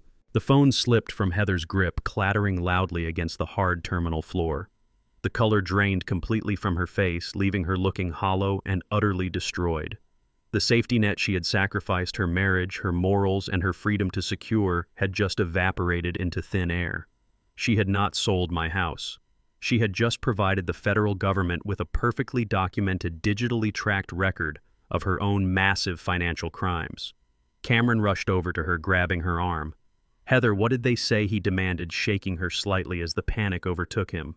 "Did we get the money? Can we buy the tickets? We have to get out of here." She looked at him with empty, horrified eyes. "We have nothing," she whispered, her voice barely audible over the loud terminal announcements. "Mitchell did not give us the money to escape. He used the wire transfer to trigger a federal money laundering trap. My accounts are gone. The company money is gone. We are completely trapped." Before Cameron could even process the magnitude of her devastating words, a stern, authoritative voice cut through the noise of the busy departure hall. "Heather and Cameron, step away from the counter and keep your hands exactly where we can see them. Do not reach for your pockets." They turned around slowly, the remaining blood leaving their faces. 4 armed airport security officers, accompanied by 2 men wearing dark suits and holding official badges, had formed a tight, inescapable perimeter around them. The travelers in the terminal quickly backed away, giving the authorities a wide berth. The lead agent stepped forward, his expression completely ruthless and focused. "You are both being detained under direct orders from the Federal Bureau of Investigation," he stated, his voice ringing with absolute finality across the polished floor.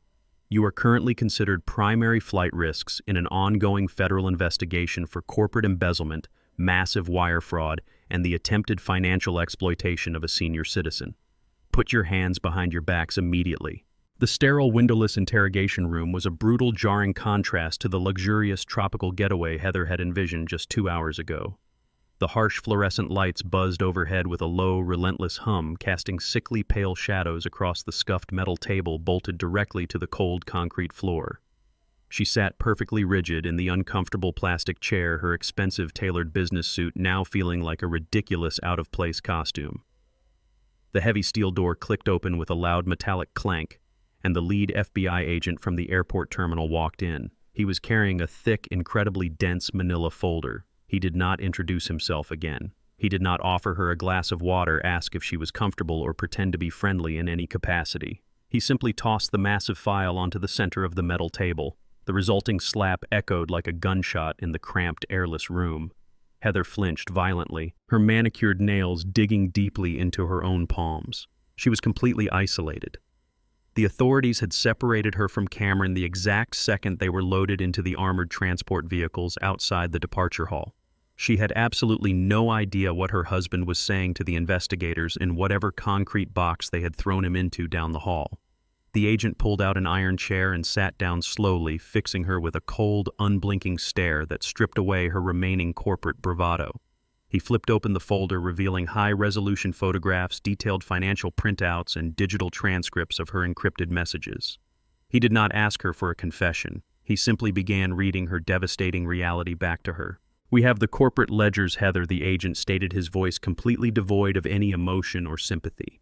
"We have the offshore routing numbers. We have the digital footprint of your catastrophic cryptocurrency losses. You systematically embezzled over $500,000 from your employer. You are facing 20 years in a federal penitentiary for the corporate fraud alone. But that is not what is going to keep you locked in a concrete cell until you are a very old woman." He flipped the page, displaying a clear, undeniable still frame taken directly from my living room security camera.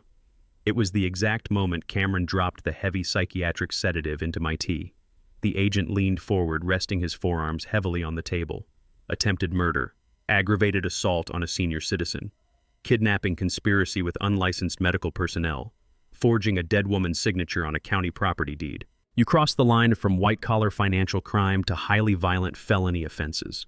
You are looking at a combined sentence that guarantees you will never wear anything but a prison-issued jumpsuit again. Heather stared at the photograph of Cameron holding the poisoned cup. Her corporate survival instinct, honed through years of ruthless cutthroat boardroom negotiations, violently hijacked her panicked mind. She knew the golden rule of a sinking ship. The heaviest cargo gets thrown overboard first. The terrified, shaking woman vanished instantly, replaced by a cold, calculating survivor desperate to save her own skin. She let out a ragged, perfectly timed sob, covering her face with her trembling hands. I did not know she wept, her voice shaking with an Oscar-worthy performance of profound, innocent betrayal. I swear to you, I had absolutely no idea he was going to drug his own father. Cameron told me it was just a natural herbal supplement to help Mitchell sleep. He is the one who bought the powder. He is the one who poured it. I just sat there. The agent raised an eyebrow, clearly not buying a single second of her theatrical act, but remaining entirely silent to let her dig the hole deeper. Heather seized the silence, leaning across the metal table, her eyes wide and pleading. Cameron has always been obsessed with his father's money. He hated that Mitchell held all the wealth while we were struggling to maintain our lifestyle. I only forged the property deed because Cameron physically threatened me. He forced me to use my financial expertise to bypass the county systems. He told me if I did not help him steal the house, he would expose my corporate mistakes to my board of directors. He manipulated me. He masterminded this entire nightmare from the very beginning. I am just a victim of an abusive, greedy husband. Directly on the other side of the interrogation room wall, hidden behind a thick pane of one-way mirrored glass, Cameron sat in total suffocating darkness. He was not alone. Another federal agent stood silently in the corner, his arms crossed over his chest, closely watching my son process the absolute destruction of his marriage. Resting on the small metal table in front of Cameron was a high-grade tactical police speaker. The agents had deliberately rigged the audio feed from Heather's interrogation room to pipe directly into his space in real time. They did not need to aggressively interrogate Cameron to break him. They just needed to sit back and let his own wife do the heavy lifting for them. Cameron stared blindly at the speaker, his chest heaving with shallow, panicked breaths. He listened in mute horror to the crisp, clear transmission of Heather's voice as she methodically and ruthlessly dismantled his entire life. He heard her cry fake, manipulative tears. He heard her label him a violent, calculating mastermind who controlled her every move. He heard the woman he loved, the woman he had foolishly risked an attempted murder charge for, hand him over to the federal government on a silver platter just to shave a few years off her own inevitable prison sentence. The heavy psychiatric sedative he had accidentally consumed earlier that morning was now completely purged from his system, burned away entirely by the sheer, unadulterated adrenaline of massive betrayal. His hands curled into tight, shaking fists on the table. He remembered the exact moment Heather handed him that foil packet of powder in their kitchen. He remembered her screaming at him to make sure I drank every single drop. He remembered her laughing maliciously as she threw my late wife's precious belongings into a trash bag. She had orchestrated every single detail of the property theft. She had hired the fake paramedics. She had forged my signature because he simply did not have the technical skills or the corporate access to pull it off. He had followed her orders like a blind, pathetic dog, believing they were an unbreakable team fighting for a shared future. And now, listening to her sob to the FBI agent about how terrified she was of him, the illusion shattered completely into jagged pieces. She never loved him. He was just a convenient, disposable tool for her corporate ambitions. And the second that tool became a liability, she tossed it directly into the fire to save herself.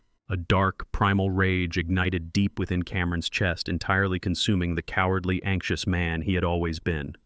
The fear of federal prison temporarily vanished, replaced by a singular burning desire for total retaliation. He did not care about the lost money anymore. He did not care about the house, the fake paramedics, or the frozen bank accounts. He only cared about destroying the treacherous woman sitting on the other side of that mirror. Cameron lunged out of his plastic chair with a guttural, furious roar that startled the seasoned agent standing in the corner. He threw his entire body weight forward, slamming his fists violently against the thick, reinforced glass separating the two interrogation rooms.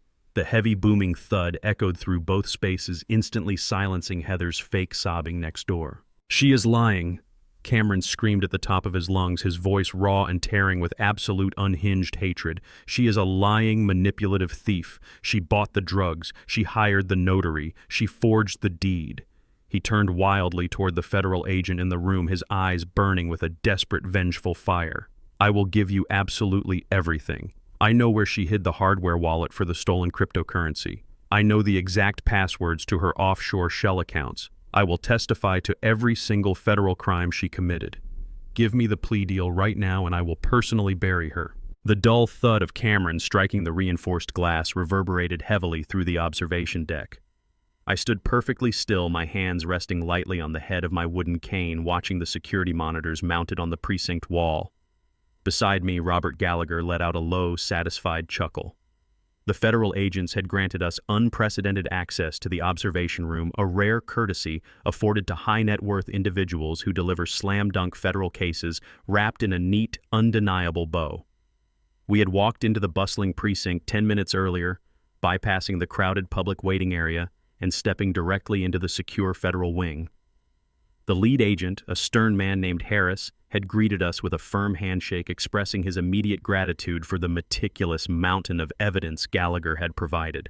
I watched the split-screen display with absolute freezing detachment. On the left monitor, my treacherous son was screaming his throat raw, bargaining away his marriage and offering up cryptocurrency passwords to save his own skin. On the right monitor, Heather was staring at the mirrored wall in her interrogation room, the color completely drained from her face as she heard her husband sell her out to the FBI through the rigged speaker. The grand, arrogant criminal conspiracy they had launched against a supposedly helpless senior citizen had imploded into a pathetic, desperate scramble for survival. I adjusted the lapels of my wool coat, feeling the heavy, undeniable weight of the moment settling over me. It was finally time to step into the harsh light and show my brilliant, calculating daughter-in-law the true architect of her absolute destruction. I nodded to Agent Harris, requesting permission to enter her holding room. Agent Harris opened the heavy steel door, allowing me to step inside the cramped, airless interrogation room. Gallagher flanked me, standing like a silent, immovable sentinel in his tailored charcoal suit. Heather snapped her head up. Her eyes were bloodshot and swollen, the dried blood from her self-inflicted scratches flaking against her pale, sweating skin. When she saw me standing there perfectly composed and looking down at her, the very last remnants of her corporate defiance crumbled into dust. She scrambled up from her plastic chair, the heavy metal cuffs around her wrists clinking sharply as she tried to reach out to me. "Mitchell," she cried out, her voice a ragged, breathless plea that echoed off the concrete walls. "You came. I knew you would come. You have to tell them this is all a massive misunderstanding." I stood silently, my expression as unyielding as granite. She leaned awkwardly over the metal table, tears streaming down her ruined face, pouring every ounce of her manipulative energy into a pathetic display of remorse. "Please, you have to help me," she begged, her chest heaving with theatrical, desperate sobs. "Cameron forced me to do all of it. He is a monster. You heard him screaming in the other room. He is trying to frame me for everything to save himself. But you know I am a good person. I am a successful finance director. I have a whole life and a career ahead of me. You have millions of dollars hidden away in your trust. You can hire the best defense attorneys in the country to get me out of here. You can pay off the company I worked for so they drop the embezzlement charges. I will divorce Cameron today. I will sign away all my marital assets. I will give you the keys to my cars, my accounts, everything. I will spend the rest of my life working just to pay you back. Just please do not let them lock me in a federal prison. I am begging you, Mitchell. I am on my hands and knees." She actually tried to slide out of her chair and drop to the dirty concrete floor, completely abandoning whatever shreds of dignity she had left. The federal agent grabbed her by the arms and hoisted her roughly back into her seat. I looked down at her with absolute freezing contempt. She was not crying because she felt genuine remorse for trying to drug me. She was not apologizing for forging my dead wife's signature or attempting to steal the roof over my head. She was only crying because the predator had finally been caught in a steel trap she could not buy or lie her way out of. I let her sob for a few more seconds, letting the silence stretch until it became thick and suffocating. Then I slowly pulled out the chair across from her and sat down. "I am not here to bail you out, Heather," I said, my voice cutting through her hysterical weeping like a surgical blade. "I am here to ensure that you fully comprehend the sheer magnitude of the mistake you made." I gestured slightly to Gallagher. My attorney stepped forward and placed a pristine leather-bound corporate binder directly in the center of the metal table. He flipped it open, revealing a stack of highly encrypted financial documents bearing the official watermark of the United States Department of Justice. "You thought you were committing a simple property theft against a lonely, retired old man," I continued, tapping my index finger against the open binder. "You thought you could bypass the county registry, force a quick cash sale, and quietly replace your embezzled corporate funds before anyone noticed. But you failed to conduct basic corporate due diligence. The house you attempted to sell does not belong to me personally. It belongs to the Josephine Trust Limited Liability Corporation, a heavily fortified holding company that manages a $10 million technology patent portfolio." Heather stared at the documents, her breathing turning shallow and erratic as the complex legal terminology began to click in her panicked brain. "By executing a fraudulent sale of that specific property, you did not just steal from a private citizen," Gallagher interjected, his voice deep and lethal. "You actively engaged in corporate espionage and wire fraud against a major financial institution. The $450,000 that you thought you successfully transferred this morning triggered an automatic federal grand jury indictment. You wired stolen assets across state lines into a corporate holding account that we specifically monitored to trap you." I slid a specific piece of paper across the table so it rested directly under her terrified eyes. It was a formal complaint filed with the Securities and Exchange Commission, cross-referenced with the FBI Financial Crimes Division. "This document proves that your actions constituted a deliberate, premeditated attack on corporate infrastructure," I explained coldly. "You handed the federal government a perfectly documented, digitally tracked confession. Your employer will not drop the charges because my legal team has already provided them with the irrefutable proof of your cryptocurrency embezzlement. You have absolutely zero leverage, zero funds, and zero escape routes. You built this prison with your own two hands." The absolute finality of my words crushed the very last breath out of Heather's lungs. She slumped back in her plastic chair, her eyes wide and glassy, staring into the dark, inescapable abyss of a guaranteed 20-year federal sentence. Her jaw trembled, but no sound came out. She was entirely broken, stripped of her sophisticated corporate armor, and left with nothing but the devastating consequences of her boundless greed. I stood up, buttoning my coat with slow, deliberate precision. I looked down at the woman who had tried to erase my existence for a quick payout. "You chose to view my kindness as a weakness," I said softly, ensuring my voice carried the heavy weight of absolute judgment. "You chose to drag my son into a criminal conspiracy, and he chose to follow you blindly instead of protecting his own father. Now the two of you can turn on each other like starved animals in a cage." I turned my back on her and walked toward the heavy steel door. Gallagher followed closely behind, snapping the corporate binder shut.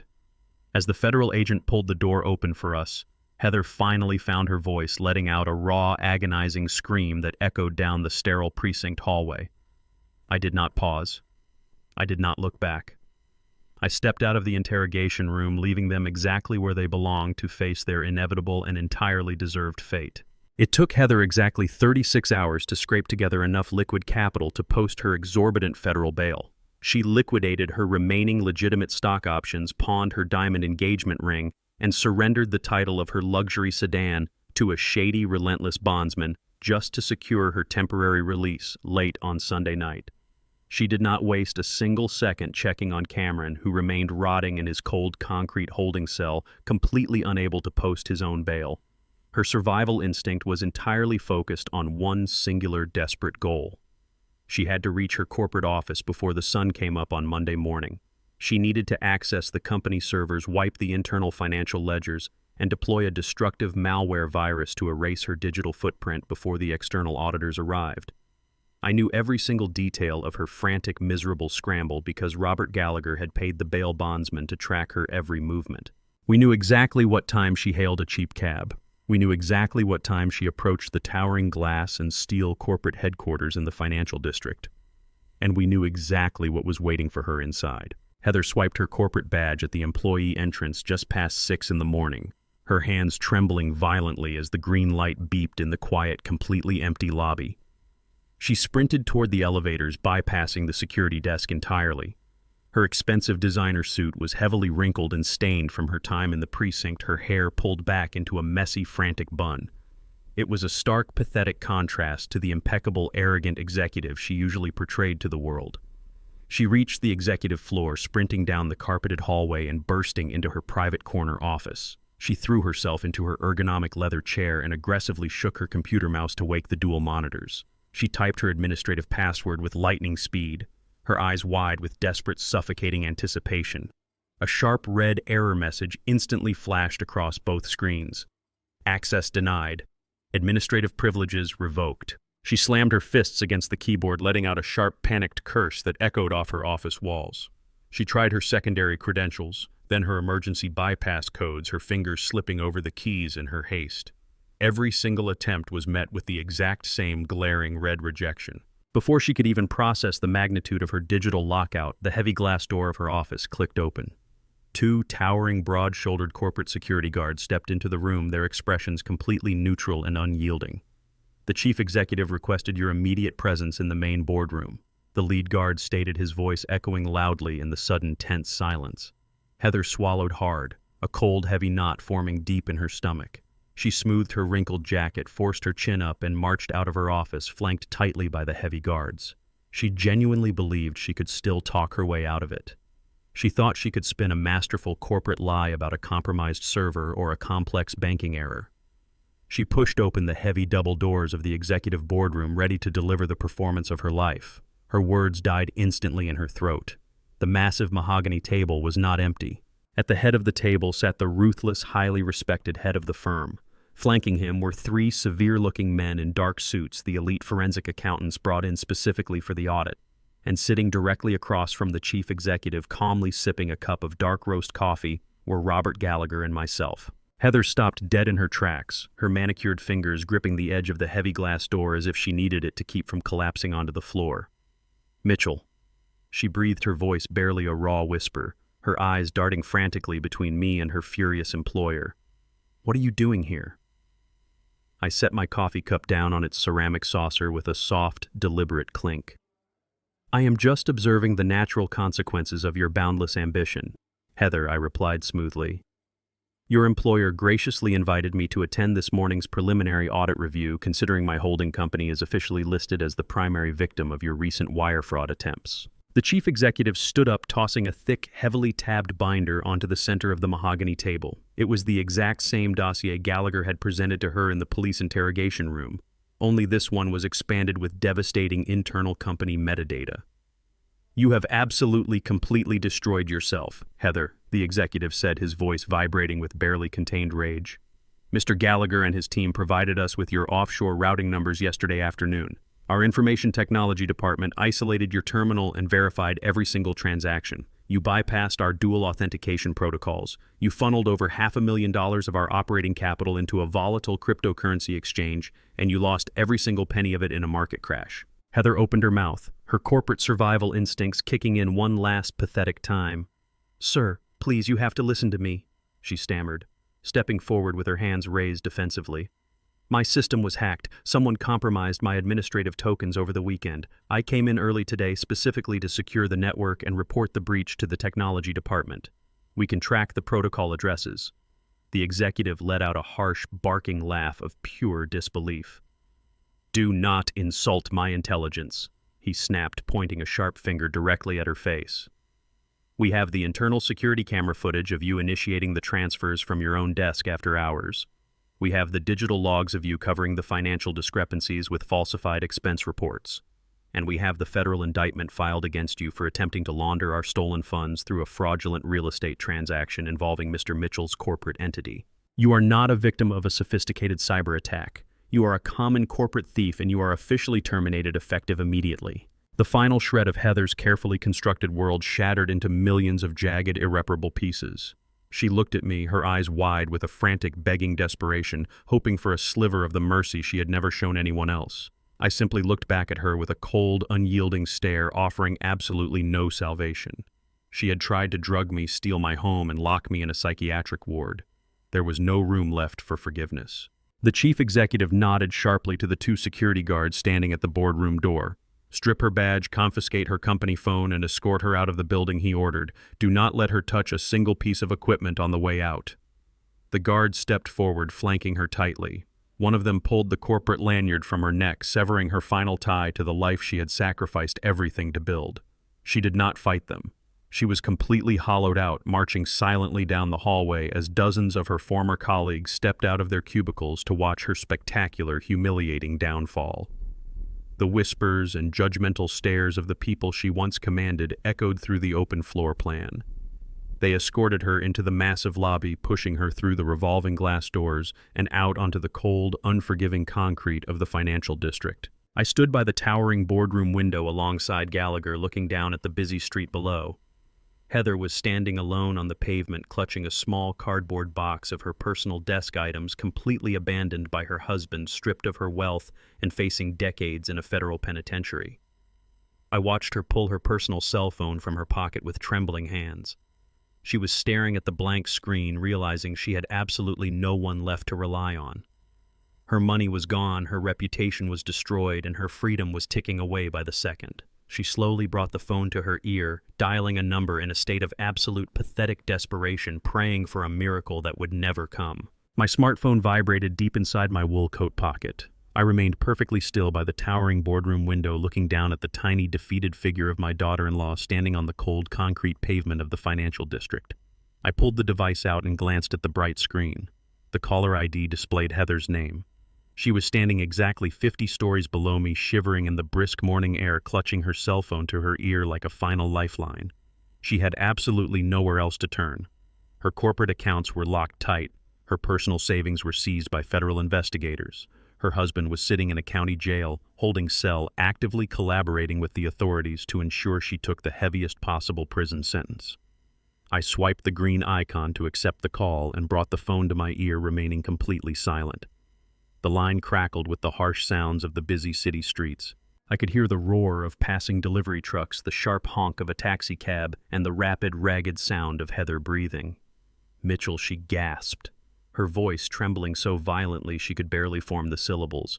"Please do not hang up the phone. You have to listen to me." I watched her through the thick, soundproof glass of the executive building. She was looking wildly up and down the crowded sidewalk, completely invisible to the thousands of corporate workers rushing past her. She was entirely stripped of her power, standing on the pavement with a single cardboard box containing a few cheap desk ornaments. I did not say a single word, forcing her to endure the heavy, suffocating weight of my deliberate silence. "I know you are furious," she sobbed, the tears flowing freely now, stripping away the last remaining layers of her arrogant corporate facade. "I know what Cameron and I did was utterly unforgivable, but I have absolutely nothing left. They froze my bank accounts. They took my company badge. I cannot even afford to buy a cup of warm coffee or hail a cab to a cheap motel on the outskirts of town. I am standing on the street in the freezing cold with nothing but the clothes on my back. I am begging you, Mitchell. I am getting down on my hands and knees on this dirty sidewalk. You have the power to stop this nightmare. You are a multi-million-dollar investor with unmatched leverage. You know the chief executive of this company personally. You can tell them the real estate wire transfer was a massive misunderstanding between family members. You can tell the federal investigators that you actually authorized the paperwork and that I was acting on your behalf." Her desperation morphed into a pathetic, groveling negotiation.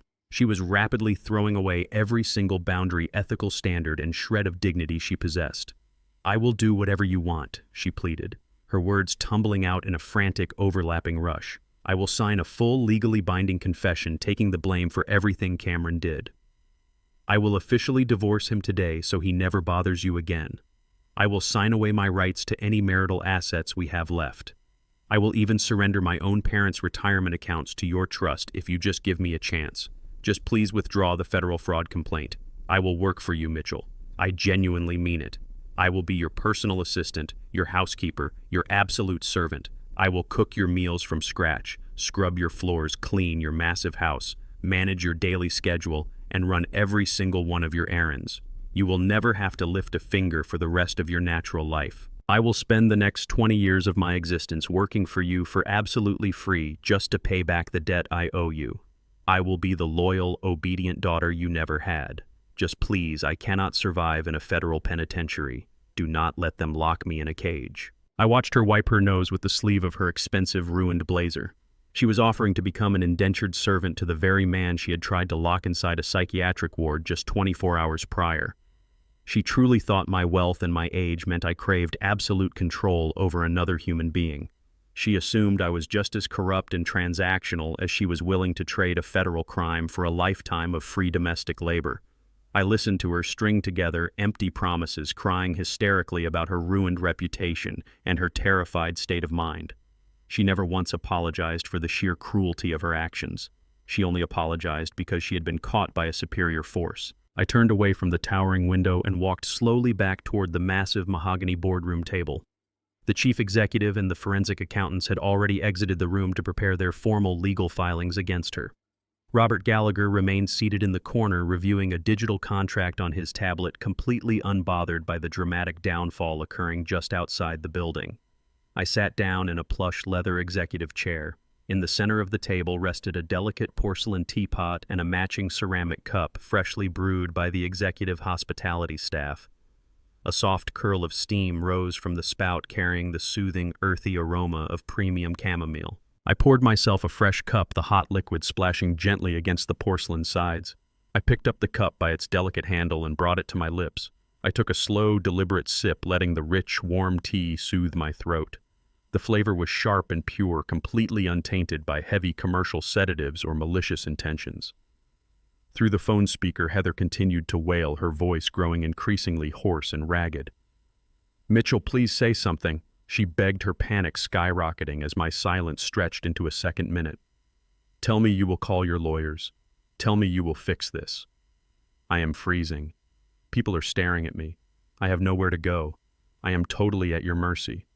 I took another slow sip, contrasting the warmth of the ceramic cup in my hands with the freezing concrete Heather was standing on. I placed the ceramic cup back onto its matching saucer.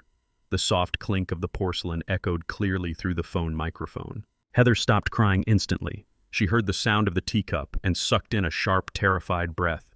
"Mitchell," she whispered, her voice barely a hollow rasp. "Are you there? Will you help me?" I leaned back in the heavy leather chair, my expression completely cold and entirely unyielding. "Heather, I want you to remember something very clearly," I said, my voice smooth and perfectly measured. "I want you to think back to yesterday afternoon. Do you remember the cup of tea your husband handed to me while you waited for the fake notary to arrive? Do you remember the bitter, toxic substance you instructed him to dissolve into my drink to destroy my mind?" She gasped, a harsh, choking sound of pure terror. "Mitchell, please, no." I did not let her finish. "That tea had the distinct, unforgettable taste of absolute betrayal," I stated, cutting through her pleas like a razor. "I am enjoying a much better cup of tea right now. You are not going to be my servant, Heather. You are going to be a federal inmate for the next 20 years. I pulled the phone away from my ear, ignoring her sudden, blood-curdling scream for mercy. I tapped the red icon to end the call, immediately opened her contact profile, and permanently blocked her number. I set the phone face down on the polished table, picked up my warm cup, and took another peaceful sip. 3 days after I blocked Heather's desperate phone call and left her freezing on the concrete pavement of the financial district, a thick, heavily stamped envelope arrived in my mailbox. The return address bore the unmistakable seal of the county correctional facility. Inside were exactly 10 pages of crammed, frantic, and tear-stained handwriting. It was a desperate manifesto from Cameron, my treacherous son, writing from a cramped concrete holding cell. He dedicated the first 3 pages entirely to throwing his wife under the bus, claiming Heather had manipulated his mind emotionally, abused him, and forced him to participate in the plot to drug me and steal my home.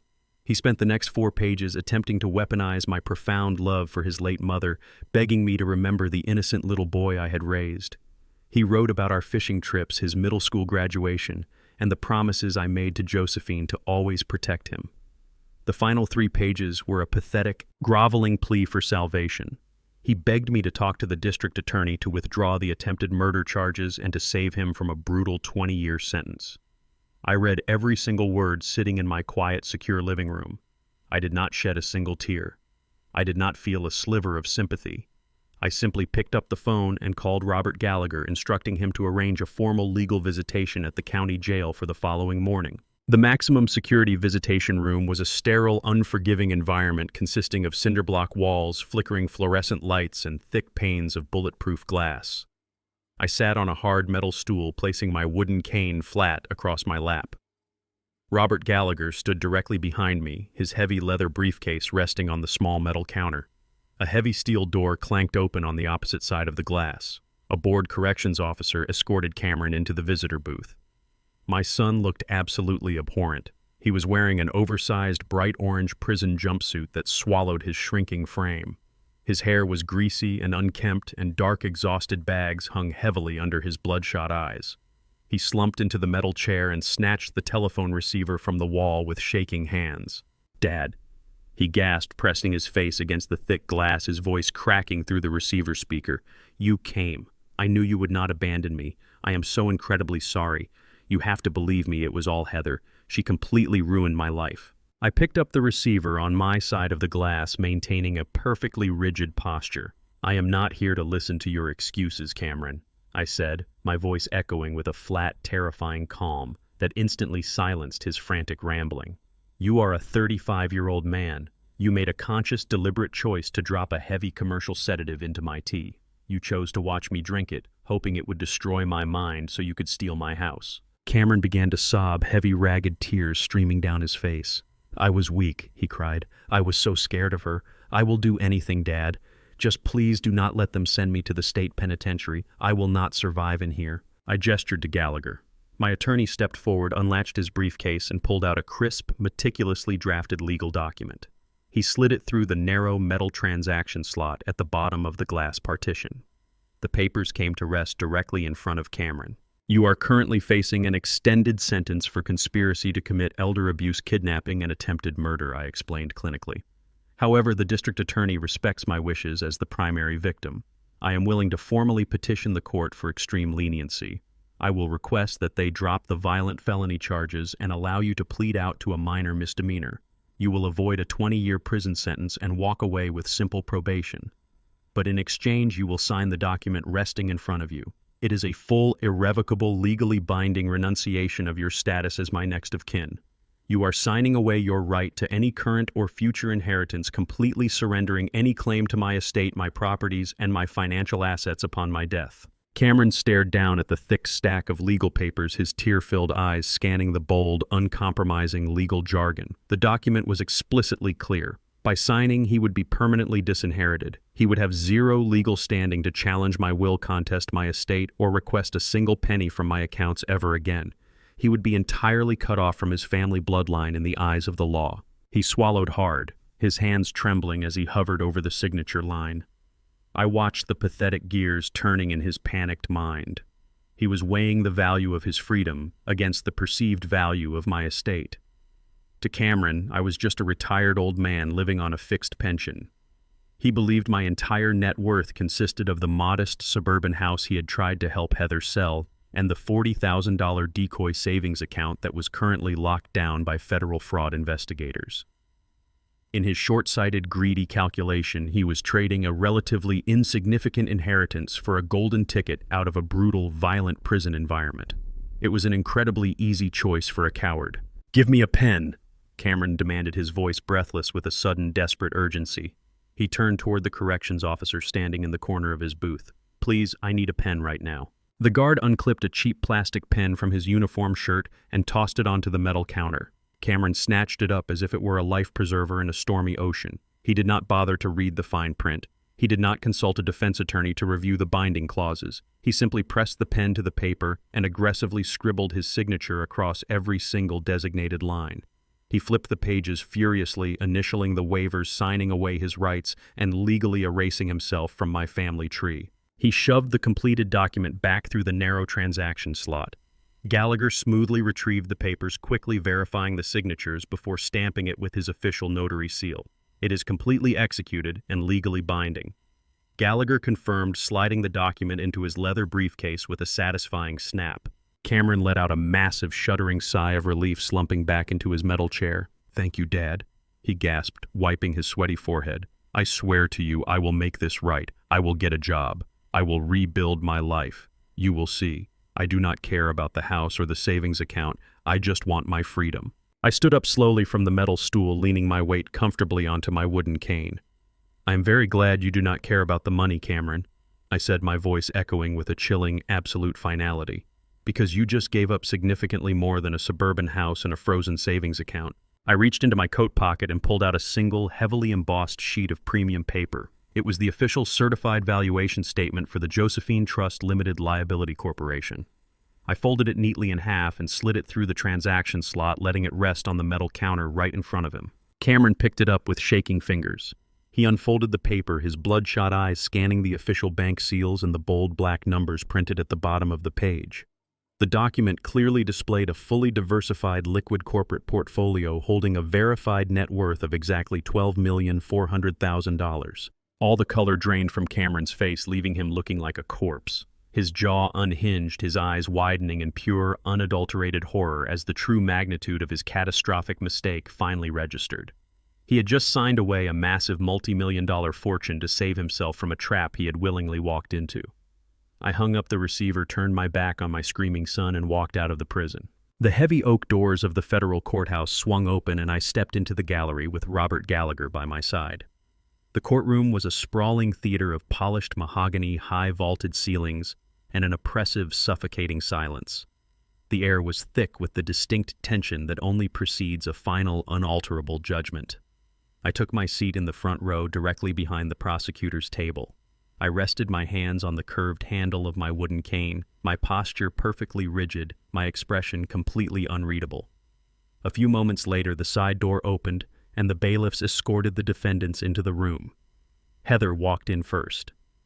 The aggressive, high-powered corporate executive was entirely gone. She wore a standard-issue, shapeless khaki prison uniform. Her hair hung limp and unwashed around her pale, gaunt face. Cameron trailed close behind her, his shoulders slumped, his eyes glued firmly to the scuffed linoleum floor. He wore the same drab uniform, looking every bit the broken, defeated coward he had always been. They did not look at each other. The toxic alliance that had fueled their criminal conspiracy had completely evaporated, replaced by a bitter mutual hatred. Heather took her seat beside her public defender, her hands trembling so violently that the heavy metal chains around her wrists rattled against the wooden table. The bailiff called the courtroom to order, and the presiding judge, a stern woman with decades of experience handling white-collar and elder abuse cases, took her seat at the high bench. The day of reckoning had officially arrived. The judge adjusted her glasses, looking down at the massive stack of case files, financial audits, and digital transcripts resting in front of her. She did not offer a single ounce of sympathy. She looked directly at Heather, her voice echoing through the quiet room with the sharp, devastating strike of a gavel. "Heather, you orchestrated a highly sophisticated, malicious campaign of corporate embezzlement and wire fraud," the judge stated, her tone laced with absolute disgust.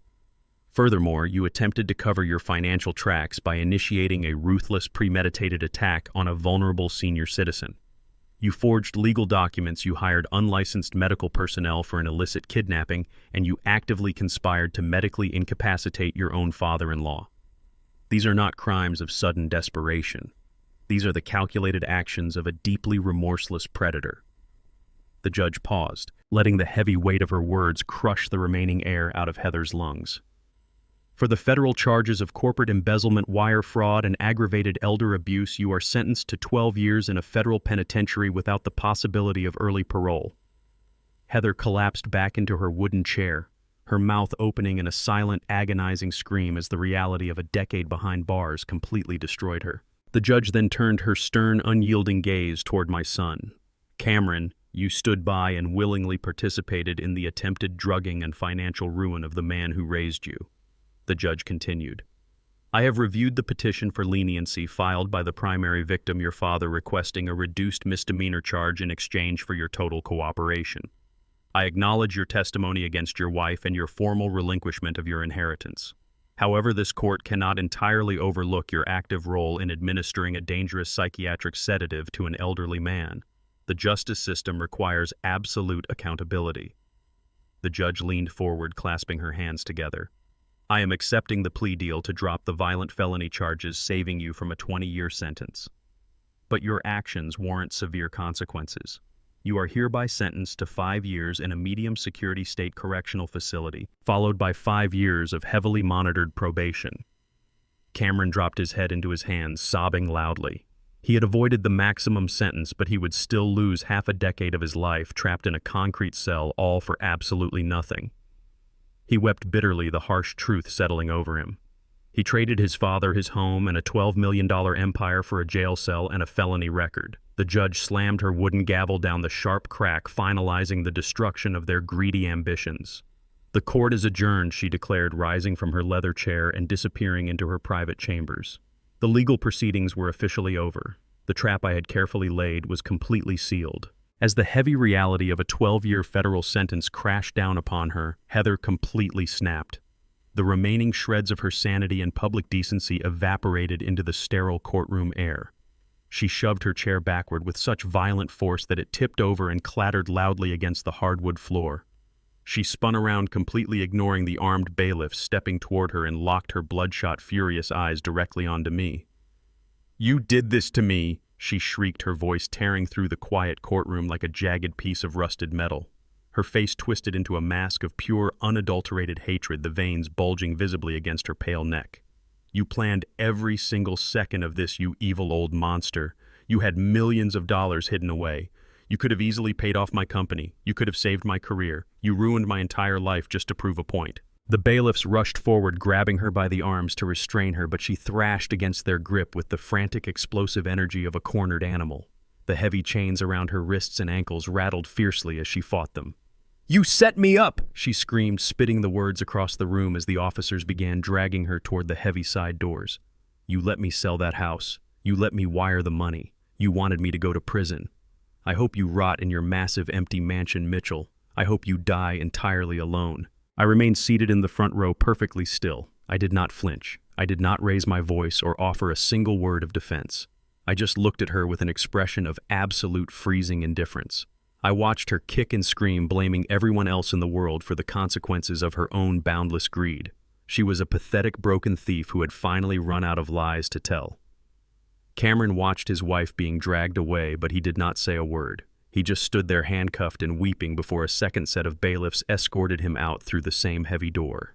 He did not look back at me. He knew there was absolutely nothing left to say. The echoing slam of the heavy steel doors shutting behind them was the final punctuation mark on 40 years of unappreciated sacrifice. They were gone. The courtroom slowly emptied, leaving only Robert Gallagher and myself in the quiet, sprawling gallery. My attorney closed his leather briefcase with a satisfying, decisive snap. "It is entirely finished," Mitchell Gallagher said softly, offering a rare, genuine nod of respect. "You protected your estate and you excised the poison from your life. The board is completely clear." I stood up from the wooden bench, leaning comfortably onto my cane. I felt lighter than I had in decades. The suffocating weight of my son's deceit and the endless paranoia of their betrayal had completely vanished. I walked out of the federal courthouse, stepping through the massive glass doors and into the bright, crisp afternoon sunlight. The air tasted incredibly fresh. Parked directly at the bottom of the wide concrete steps was a sleek, jet-black chauffeured town car, waiting quietly with the engine purring. The driver, dressed in a sharp black suit, quickly stepped around the vehicle and pulled the rear door open for me. I did not look back at the courthouse. I did not cast a single glance over my shoulder at the concrete cage holding my past. I stepped smoothly into the luxurious leather interior of the town car, ready to finally enjoy the massive empire I had built. The town car glided smoothly through the bustling streets of downtown Atlanta, leaving the imposing federal courthouse and the wreckage of my past far behind in the rearview mirror. The trial was heavily publicized. Local news outlets ran the sensational story of the ruthless corporate executive and the treacherous son who conspired to drug a senior citizen. In doing so, my name and my previously hidden net worth were broadcast across the entire county. The camouflage was completely gone, and within 48 hours, my quiet suburban street transformed into an absolute circus. Neighbors who had not spoken to me in a decade suddenly appeared on my front porch, holding freshly baked casseroles and forcing sympathetic, predatory smiles. "Mrs. Higgins," The same woman who had watched from her window as I was shoved into a fake ambulance suddenly remembered we were dear friends. She brought a homemade pie and a tragic, tearful story about her grandson desperately needing $50,000 for a struggling tech startup. The man across the street who used to complain relentlessly about the leaves from my oak tree falling on his driveway knocked on my door asking for a massive small business loan. They looked at me with the exact same ravenous, calculating hunger that Heather and Cameron had displayed. They did not see a man who had just survived a horrific family betrayal. They saw a walking, breathing bank account. I realized instantly that the quiet, modest life I had built in that suburban house was completely over. The predators were circling. I did not entertain a single one of their pathetic, transparent requests. I refused to open my front door, instructing Robert Gallagher to handle the immediate and aggressive sale of the property. The house was sold to a legitimate commercial developer within a week. I packed only the belongings that truly mattered, mostly photographs and mementos of my late wife Josephine, and left the suburbs behind forever. I purchased a sprawling, heavily fortified private estate in the exclusive Buckhead district. The property was completely hidden behind towering wrought iron gates and guarded by 24-hour private security. For the first time in years, I felt entirely safe within my own walls. But I did not buy the estate simply to hide from the world. I used my immense resources to build something that would outlast me. I directed Gallagher to establish the Josephine Trust Foundation for Elder Protection. I poured $2 million into the initial operating budget, hiring a ruthless, highly specialized team of seasoned attorneys, private investigators, and forensic accountants. Their sole corporate mission was to identify, relentlessly pursue, and legally destroy anyone attempting to financially exploit or physically abuse senior citizens. We provided free, aggressive legal representation to victims who had been isolated and silenced by their own greedy families. I took the very nightmare Cameron and Heather had inflicted upon me and forged it into a highly weaponized shield for others. 6 months after the sentencing, the foundation had already secured a dozen major convictions against abusive relatives and corrupt care facilities. The undeniable success of the organization attracted massive media attention. A prominent, award-winning investigative journalist requested an exclusive sit-down interview to discuss the foundation's rapid expansion. I agreed, inviting her and her camera crew into the expansive, sunlit library of my new estate. She sat across from me in a plush leather chair, her posture professional and her questions sharp. We discussed the staggering statistics of financial elder abuse in the country, the sophisticated tactics predators use to isolate their victims, and the legal loopholes my foundation was actively working to close. She was deeply impressed by the clinical, highly effective structure of the organization. But as the interview neared its conclusion, the atmosphere in the quiet library shifted. She closed her notepad, resting her hands on her lap, and looked at me with a soft, intensely probing expression. "Mr. Mitchell," she said, her voice dropping to a serious, almost somber tone, "you have built an incredible legacy out of a profound personal tragedy. You are saving countless lives. But the public knows the origins of this foundation. They know the architects of your abuse were your own daughter-in-law and your only son." She paused, letting the heavy weight of the topic settle between us. "Your son is currently serving 5 years in a state penitentiary because of the undeniable evidence you provided to the federal authorities. Some critics might argue that family loyalty should transcend legal punishment, that a father should always protect his child no matter the cost." She leaned forward slightly, her eyes locking onto mine. "When you lay your head on your pillow at night, alone in this massive estate, do you ever feel a shred of guilt? Do you ever regret sending your own flesh and blood to a concrete cell?" The heavy, suffocating silence filled the sprawling library. The bright studio lights set up by the camera crew reflected sharply in the polished mahogany of my desk. The camera operator slowly zoomed in, capturing every single line on my face, waiting for a crack in my composure, waiting for the sorrowful confession of a broken, grieving father. I did not blink. I did not look away.